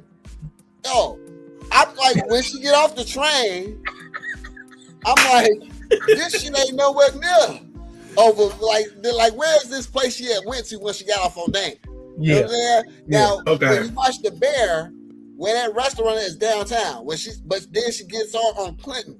Like, it makes sense. Like, if you know Chicago, yeah, you ain't about to be, filming it downtown, but then walking through Skokie. You know what I'm saying? And that's kind of what Ironheart gets. Like, that ain't over in the Nova Square Wicker Park area. I know. I've been there since I was 3 years old. I felt a disconnect from them just showing the track, and then it had nothing else to do with the area. Like, bring the area into, because when you have films like things that's filmed in Chicago and in New York, there's architecture that the locals gonna know, and they can feel like that definitively sets it apart. Yeah, exactly. Yeah. So when you mentioned with Nemesis, you might not, but Nemesis, I'm pretty sure if you were LA person, you love it in Nemesis because they show, bro. When I'm watching Nemesis, it gave me Friday, it gave me Training Day. I'm like, oh yeah, it's every LA movie we have seen in this show. Crenshaw. Yeah, so yeah, it definitely captured the essence, and that's exactly what I mean. It captured. They made that their business to capture the essence of LA and that culture in LA. The gang culture, whatever you want to call it, in Nemesis versus the execution in Ironheart. So I made sure I watched it. I always make sure I watch African American superhero stuff because I believe if we don't support it, then we're not going to continue to see it hit theaters. Same as Captain America with Anthony Mackie. I made it my business to go see that in theaters because I'm like, hey, guess what? If this doesn't succeed, if this just gets some type of moderate success, then the likeliness of them coming and giving us a Brother Voodoo or Killmonger spinoff or whatever. Brother Voodoo was coming, bro. So, but this is what I'm saying. But if that fails, right? Yeah. They'll take it all back. Yeah. So it's like we have to make sure we're supporting our stuff, even with being critical. I made sure I watched Ironheart. I just had those critiques of it where I'm like, okay, if it does get a green light for another season or whatever, or if we just get a reintroduction to the character, because right now we're talking timeline wise, we haven't heard anything else or any kind of mention of their character since the show. Yeah. But that's what happened from a business standpoint. If the show or the movie don't do well, all the plans get scrapped. Because they not the hard. I'm not a James Gunn fan. I'm not a Snyderverse person neither. I just didn't like the direction of his movie. And now with this bomb with Superwoman, they reassess. I'm just reading about it. They reassessing that whole 10-year strategy. Like, as they should. Like I was telling Vern earlier, and you tell me if you agree, Phil, before we move forward. I was saying, with this bombing, quote unquote, because it didn't do good. It didn't even get $40 million at the box office this week. What, Supergirl? Yeah, Yeah. and it just came out What is, Friday. bro? And I'm sorry, I don't mean to. What is there to talk about, bro? It's DC, Well, yeah, I know how you feel about bro. this. I'm sorry. It's DC. Yeah. We got the Superman movie. What, last year? Mm-hmm. How does Superman get beat the fuck up in his own movie? The entire movie. Right. Oh, well, it was Lex Luthor that got his DNA. Then it should have been at least a back and forth. Yeah. It should have been a healthy back and forth. It wasn't. The movie started with him getting knocked the fuck out. Right. He doesn't feel super. Mm-hmm. Crypto is what saved your ass. Yeah. No. I didn't want a Crypto in a Superman movie, bro. Never would have been It's too cartoonish for me. Never would have did. They never would have did that with Henry Cavill Superman. I'll say you that much. Yeah. Dog. Bro, even with, did y'all see the Black Adam? Yeah. All right, and the face off with the Henry Cavill Superman and the Rock Black Adam, that would have been a back and forth fight. Yeah. Now the audience ate that part up, and Gunn didn't like that because he felt that they went behind his back. But bro, you gotta get it. Rock did do that. Rock did go behind his back and went Don't to matter. the big The wig. fans wanted that shit though. But Black Adam isn't Superman's antagonist. He is Shazam's antagonist. So who should have been there is Shazam. Now, do we want to get to Black Adam and Superman? Of course. But that only happens if you get maybe a Justice League movie where Black Adam's featured. But you get what I'm saying though. You get what I'm saying. DC does too much shit that's just like, really, nigga? Like, but you know what though? The crazy part is that though DC animation is fucking amazing. They always hit that out the park. They just need to stick with doing anime. Just don't do no more live movies. Or Cancel. Bring the platform y'all animation to live. They need to reassess. You already got the story. Just do that. Do that. Yeah. And in my humbled opinion, DC only has 3 good movies. And take the Christopher Nolan Batman out. No, you can't even count them. DC really only has 3 good movies. What's the 3? Let's hear. The Watchmen. Mm-hmm. Constantine. Good movie. Joker. Yeah, but which one? Because second Joker. No, hell, but that ain't even in the conversation. I still ain't watched that. Don't claim. No. The Joker was good. That iteration of the Joker as Arthur Fleck, it's almost like, oh, one of y'all actually read a comic? Okay, good. Right. That's why it was a success. Yeah. Right. And again, it wasn't intended to be a sequel. They forced the sequel because of the success. It made so much money. Too much. Same with Constantine. And yeah, we know Constantine's from the UK. All right, cool. He wasn't from Britain. He was from New York or Cali or wherever he was at. Okay, cool. Oh, y'all actually read the comic and followed the essence of Constantine. Oh, okay. That's why the movie was good. Same with The Watchmen. That's why the movie was good. I wouldn't think Watchmen's probably the best. I know The Watchmen get a lot of, like Vern said. I've had this discussion with him, but I'm not crazy about The Watchmen. But I thought visually it was amazing. I thought visually it was great. That's definitely. I love the visual cues. But I heard the show was much better, and that's what I am going to. I thought the show was much worse. I thought the movie was much better than the show. He don't look like. I don't need. First of all, I don't believe in race swapping unless it actually makes sense. I didn't need a black Dr. Manhattan, and his head does not look like Dr. Manhattan. That boy head ain't meant for that at all. Like it looked. I don't know how. It's if you saw the show, look, it's because it's too round, bro. It's like he looked like homie from what's that Pixar movie with the villain end up Mastermind. That's how his head looked like to me. Yeah. Yes. Ugh. That head didn't look like that head as wrong as could be. But yeah, man.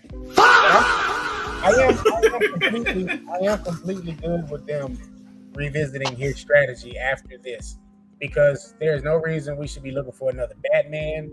Right. Like, have your Batman, integrate him into this universe, move forward. That's it. They just need to stop, bro. Yeah, That new animated Batman they got coming out, they need to stick with that. Just do that. Yeah. Don't do no more live movies. Just don't. Just.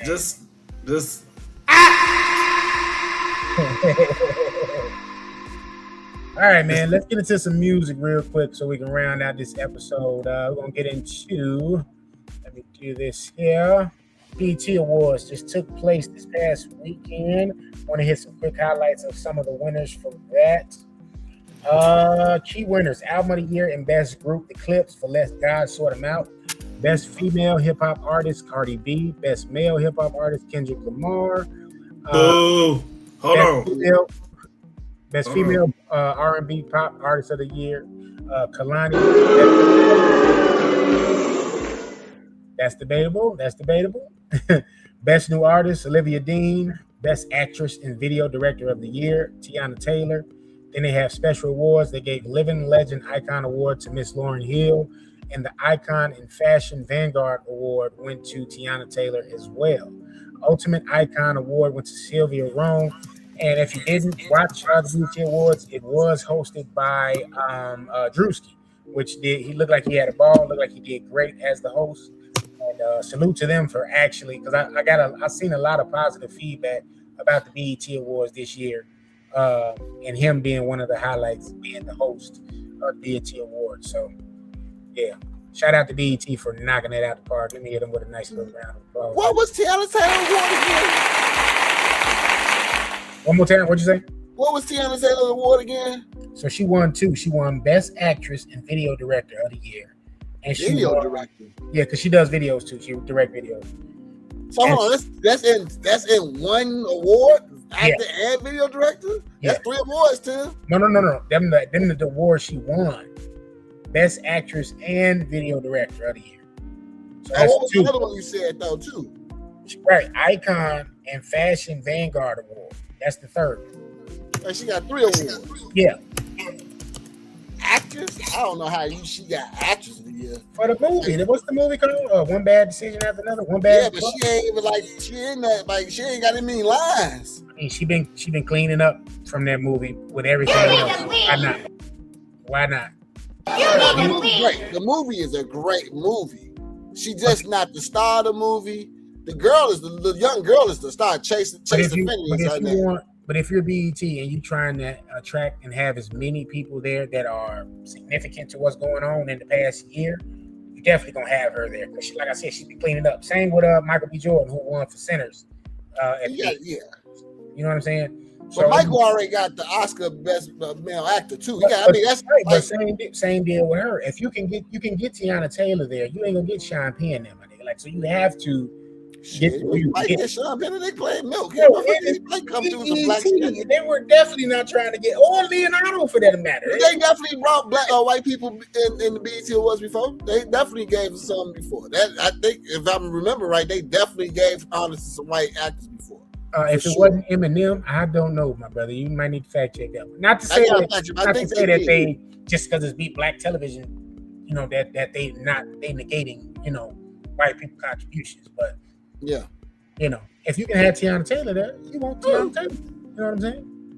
I just don't see her as this great. It's like the movie great. She great in the movie, but I can't give her the best actress because I'm like I can give her the daughter, Chase Affinity. Yeah, she's that's the movie is about her. You know, so I don't know. I don't like Tiana Taylor. I like her way better as an actress than a singer or whatever the fuck she's trying to do with her music career. Her acting career is much better. I like her in what was the movie she was up with Ben Affleck? That was a great fucking movie. They're in Florida. They do the drug bust. That was on Netflix. I know what you're talking about. Great movie. Is it R.I.P.D. or R.I.P. Rip. Not R.I.P. It's Rip. It's not R.I.P. It's Rip. Okay. Yeah. It's not Rest in Peace. It's called Rip. That's what they call it when I guess they in Florida when they go and bust a drug house. And in that movie, if you inform it and you tell them, you get 20% of the bus. Like, yeah, but that movie was great. But having her as actress of the year for like 3 lines of dialogue, bro, that's a reach if I ain't ever heard one.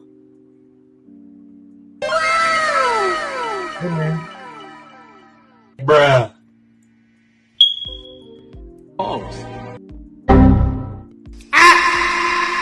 Yeah. Gotta relax. Oh, let me see what we have. 155. I want to round out the show. 1 second. BET Awards just What? Let's hear it. And she was in Scream 6 too, so yeah. Right. She did a little cameo.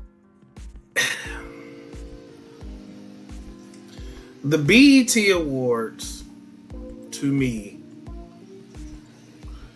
is like Carlton Banks hosting a Juneteenth party. Oh man. It just don't work. Sorry. It's just chill. It's just yeah. Tiana Taylor, Actress of the Year, Glorilla Gospel Artist of the Year. Like, it's certain shit where it's like, did y'all put any effort into that, or did y'all just like Drewski? Drewski killed it. He did his thing. Definitely what a host should do. I seen a lot of his skits. Perfect setup. Especially because Could Have Been Baby Daddy just came out the other day. Like, perfect setup to what he has going. But it's like, yeah, let's give Rap Album of the Year to Vanilla Ice with his comeback album. Wait, what? Like, what? It don't make... Fact checker, Sam Smith won Best New Artist in 2015 on a BET Award. That's what I said. I'm pretty sure he did. Yeah, because I remember seeing it. It's like, oh shit, okay, but then that's all. He's solid, you know, like for that year. Yeah. Hell, didn't Clay Aiken win a BET Award? Yeah, he beat out Ruben Studdard for Well, he beat out Ruben Studdard for American. No. You got a Ruben Studdard. Ruben Studdard. Nah, I know he beat him in American Idol, but the same year he dropped "This Is My Sorry" for 2004, Clay Aiken won the BET Award for that. I don't remember that, bro. I'm just saying. They said Sam Smith is the only white artist who won a BET Award. So I don't know. I remember seeing it. I was like, okay, shit, that's progressive. Then it must have been the MTV Awards. I know he was. You think, yeah. Yeah, because I know he beat Ruben Studdard twice, and it's like, damn, my man just can't get a break. But what? Then Ruben won the American Idol though. He did. He won American Idol. He just didn't do shit with it. No, he won American Idol for real. Yeah. Ruben won the American Idol, but Ruben won American Idol. Yeah. But that's right. That's right. Yeah, he won, but they pushed Clay Aiken. Ain't that a bitch? Yeah, they pushed Clay harder, way harder. Only for Clay to come out later on. I remember Clay acted like he had a baby and all that. And Clay eventually said he was gay. Like, they didn't know he was gay. I knew he was gay immediately. We knew that immediately. Bro, you know the funniest thing lately when Tevin Campbell came out of the closet and said that he was gay, and it's like, bruh. We knew that. We knew that from round and round, bro. Yeah, like I don't know why. Honestly, I don't know why some of these artists take so long to come out. Like, bro, just keep music. We don't mind you being gay. Nobody cares, bro. Nobody cares. Right? Just be you. Make some good music and keep it moving. Hey, cause look, Frank Ocean needs to show him how it's done, cause he ain't get no fucks, bro. And he gay in that thing, but his music is fire. Fire, good music. Yeah. Fire, I mean, good look, music. look at Don't- our bro, choir it's like, directors. bro, don't nobody care, bro. Nobody cares. Of course, look at our choir directors, bro. Look at black church choir directors. Look at Duran Bernard. Yeah. So, look. And dude is a dog, bro. Yeah. Like, Yeah. That goes to Dude, what you said. Be you. What you said earlier? Duran Be Bernard. you. Just be you. Yeah. and bro, I've never seen, and I'm sure y'all know where I'm going with this too, being from Chicago. I've never seen somebody getting beat up for being themselves. Not in Chicago. You might have got checked for running your mouth a little bit too much. You might have get checked for saying the wrong thing. Wasn't nobody picking on somebody just because they was nerdy or they were gay. Yeah, we don't do that in the black Mars wasn't community on like that. You know what I'm saying? Like when you watch these like high school movies with the high school trope, that is not black high school. Like that might be a white boy thing or they super like I ain't never like have we had bullies here and there? Yeah, but did we have this overarching bully that's bully? No, because somebody would have been beat his ass in one of these schools. Like we don't have the same exact tropes that white America has. We just don't. Yeah. And it's like they try to make it seem like it's a unique, universal American. No, that's y'all issues. Because 9 times out of 10, bro, if we was all in high school together, we all homies, we all came up, we got a kid that we know is less fortunate, may come to school with some tight ass pants, whatever on, Right. and somebody messing with him. 9 times out of 10, we gonna end up checking like, bro, dude, don't mess with nobody, man. Leave him alone. Leave him alone. Leave him alone. He don't mess with nobody. Yeah, that's what I was on. Like, leave him alone. Like, hey, I remember up at Lincoln Park, it was this girl, she was Asian, and she was look weird, but she was collecting like the bottle caps because she was trading them in and, you know, giving whatever prize. And somebody, that's weird. We were like, bro, you about to throw that shit out. Give her your shit, bro. She ain't bothering you. You ain't about to do nothing with it. Like, let these people beat up. You know what I'm saying? We don't, the black community don't like now what we do, we got cliques.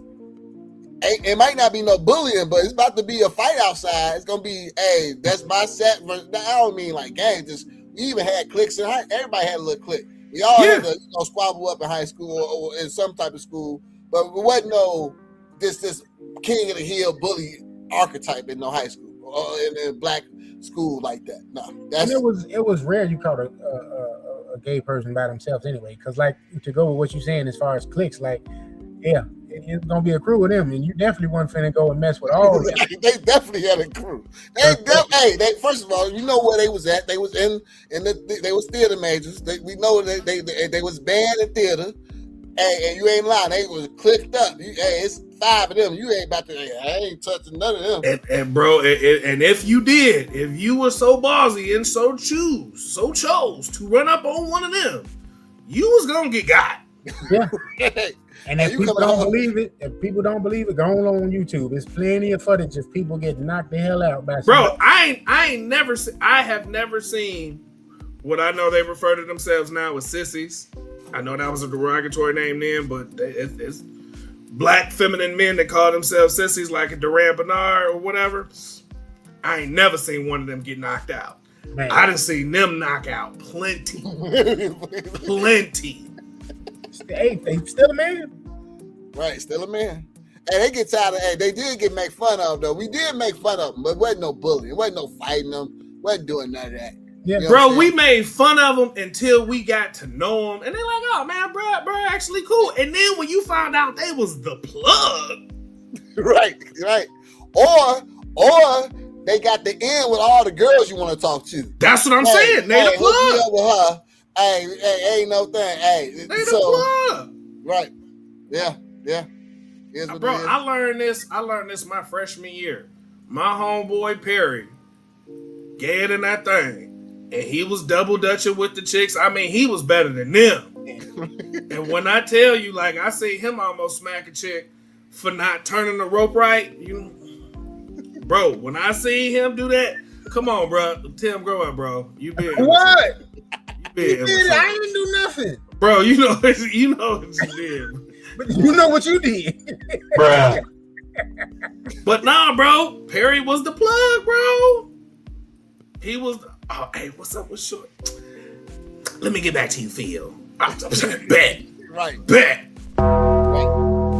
Yeah, bro. But yeah, just to the point, man, what nobody Muzz in high school saw, like, you only picking on him because he's smaller than you. Right. Or whatever. You know what I'm saying? And don't fool around and actually befriend him. And then like, oh man, dude, actually cool. Yeah, bro, come sit with us. We all know this. If anybody mess with you, let me know. Let us know. Exactly. Exactly. You under the protection of the guys right now. She know this the truth. She knows she had that gay friend. Hey, you know, Brian like you. Yeah, exactly. That's what happened. Bro, we had a homie that went to high school with us. His name was Obadiah. And Obadiah, he wasn't a dwarf, but he was definitely named Obadiah. Like, bro, he was definitely on the cusp of that. And he didn't have a tongue. Like, he had half a tongue. But bro, when I tell you this mug will cuss you out, and here's what was crazy, bro was swole. Like, imagine a swole 10-year-old. We seen them. Yeah, you in the city, so you've seen something, yeah. Just imagine a swole ass 10-year-old that can't talk and to cuss you out and be like, fuck who, bitch? Fuck who? So when somebody was trying, Tim, grow up, bro. Why is you singling me out? Vern over there laughing too. You gonna single me? No, he laughing in conjunction with my story because he know you laughing because you making fun of people with disabilities. See, look at it's in your face, bro. No, because what you doing is making me think about this other this post you sent on Facebook, on Instagram, with the man trying to get the change for the $5. Oh yeah. I seen that one earlier. Give my $5. Hey, he started with the ass out there with that little cop and that kick. Oh boy, I like because you see the kick at first. You see the kick, you don't know shit what's going on yet. Like, what the fuck going on? I see a body just just flying like. You know, I see the nigga begging for my money. Oh shit, he whipping ass like he a shallow monk and shit. Everybody, give my $5. Give my $5. All right, but his and then out of nowhere, he just hit you with the dribble. Like, what is going on here? So that's what your story just made me think of. Nah, bro, you be laughing at people with disabilities. I'm not. I'm definitely. That's why you cover your smile up, because you know you do. I'm trying not to laugh. When we was at Exotica and you saw little buddy with the small hand, you was like, bro, go that way.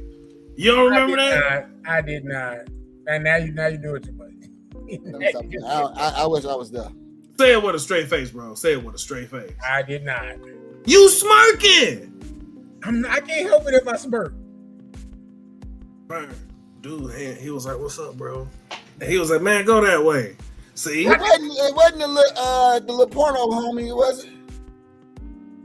No. It wasn't him. It was just a dude that was there because, people be walking and checking out the vendors and stuff. And my man had one of them hands. And Tim was like, man, go that way, bro. I definitely did not. That's why you laugh? All right. Tim said, I do not condone discrimination of any kind. This is a wholesome show. Definitely. Definitely. Yeah, he got to get it in too, bro. Look, he like, it's Exotica, nigga. You don't know what I can do with this hand. She do. Man, bro, sometimes I wish I had a little hand like that. With a big old moose burger in my face and can flap to the man. All right, so look, ladies and gentlemen, we're gonna go end this show tonight. I want to thank y'all for tuning in. Like, share, subscribe, tell a friend to check out BlvdAve Radio. Please Usually the party starts at 8 p.m. on Mondays. Today we was on Tuesday. It Who is is she? that's Tink. She watched the wrestling show too. So shout out to her. Let's see what else. It's a holiday weekend, so y'all enjoy yourselves. Happy 4th of July. Happy 250th birthday to the United States of America. I know a lot of black You a MAGA supporter, bro? Like, what you doing? Oh no! Look, we ain't gonna let that. Look, 250 for all of us, even all the enslaved, all of us, y'all there. We get to celebrate. You ain't gonna let them co-opt that.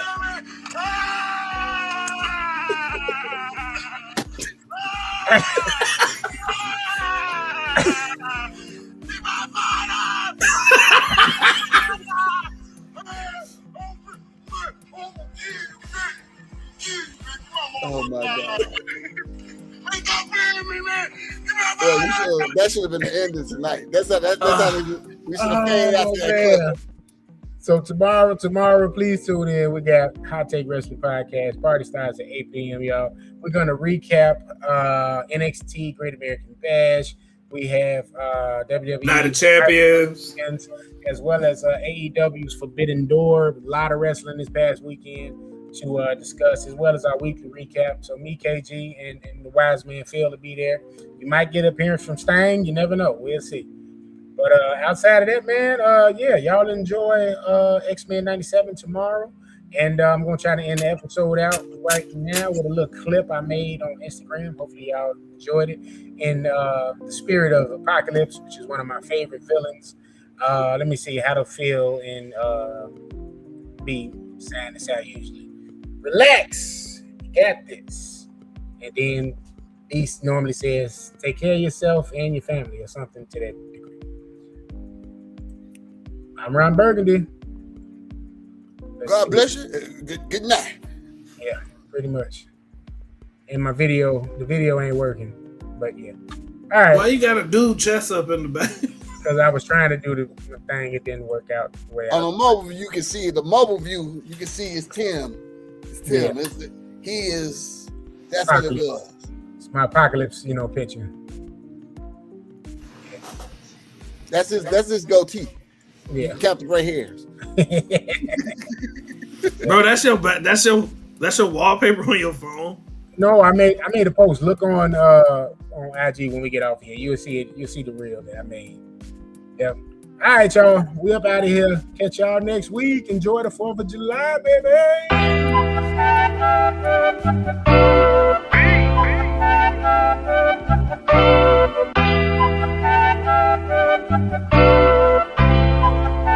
B. Daniels on the track.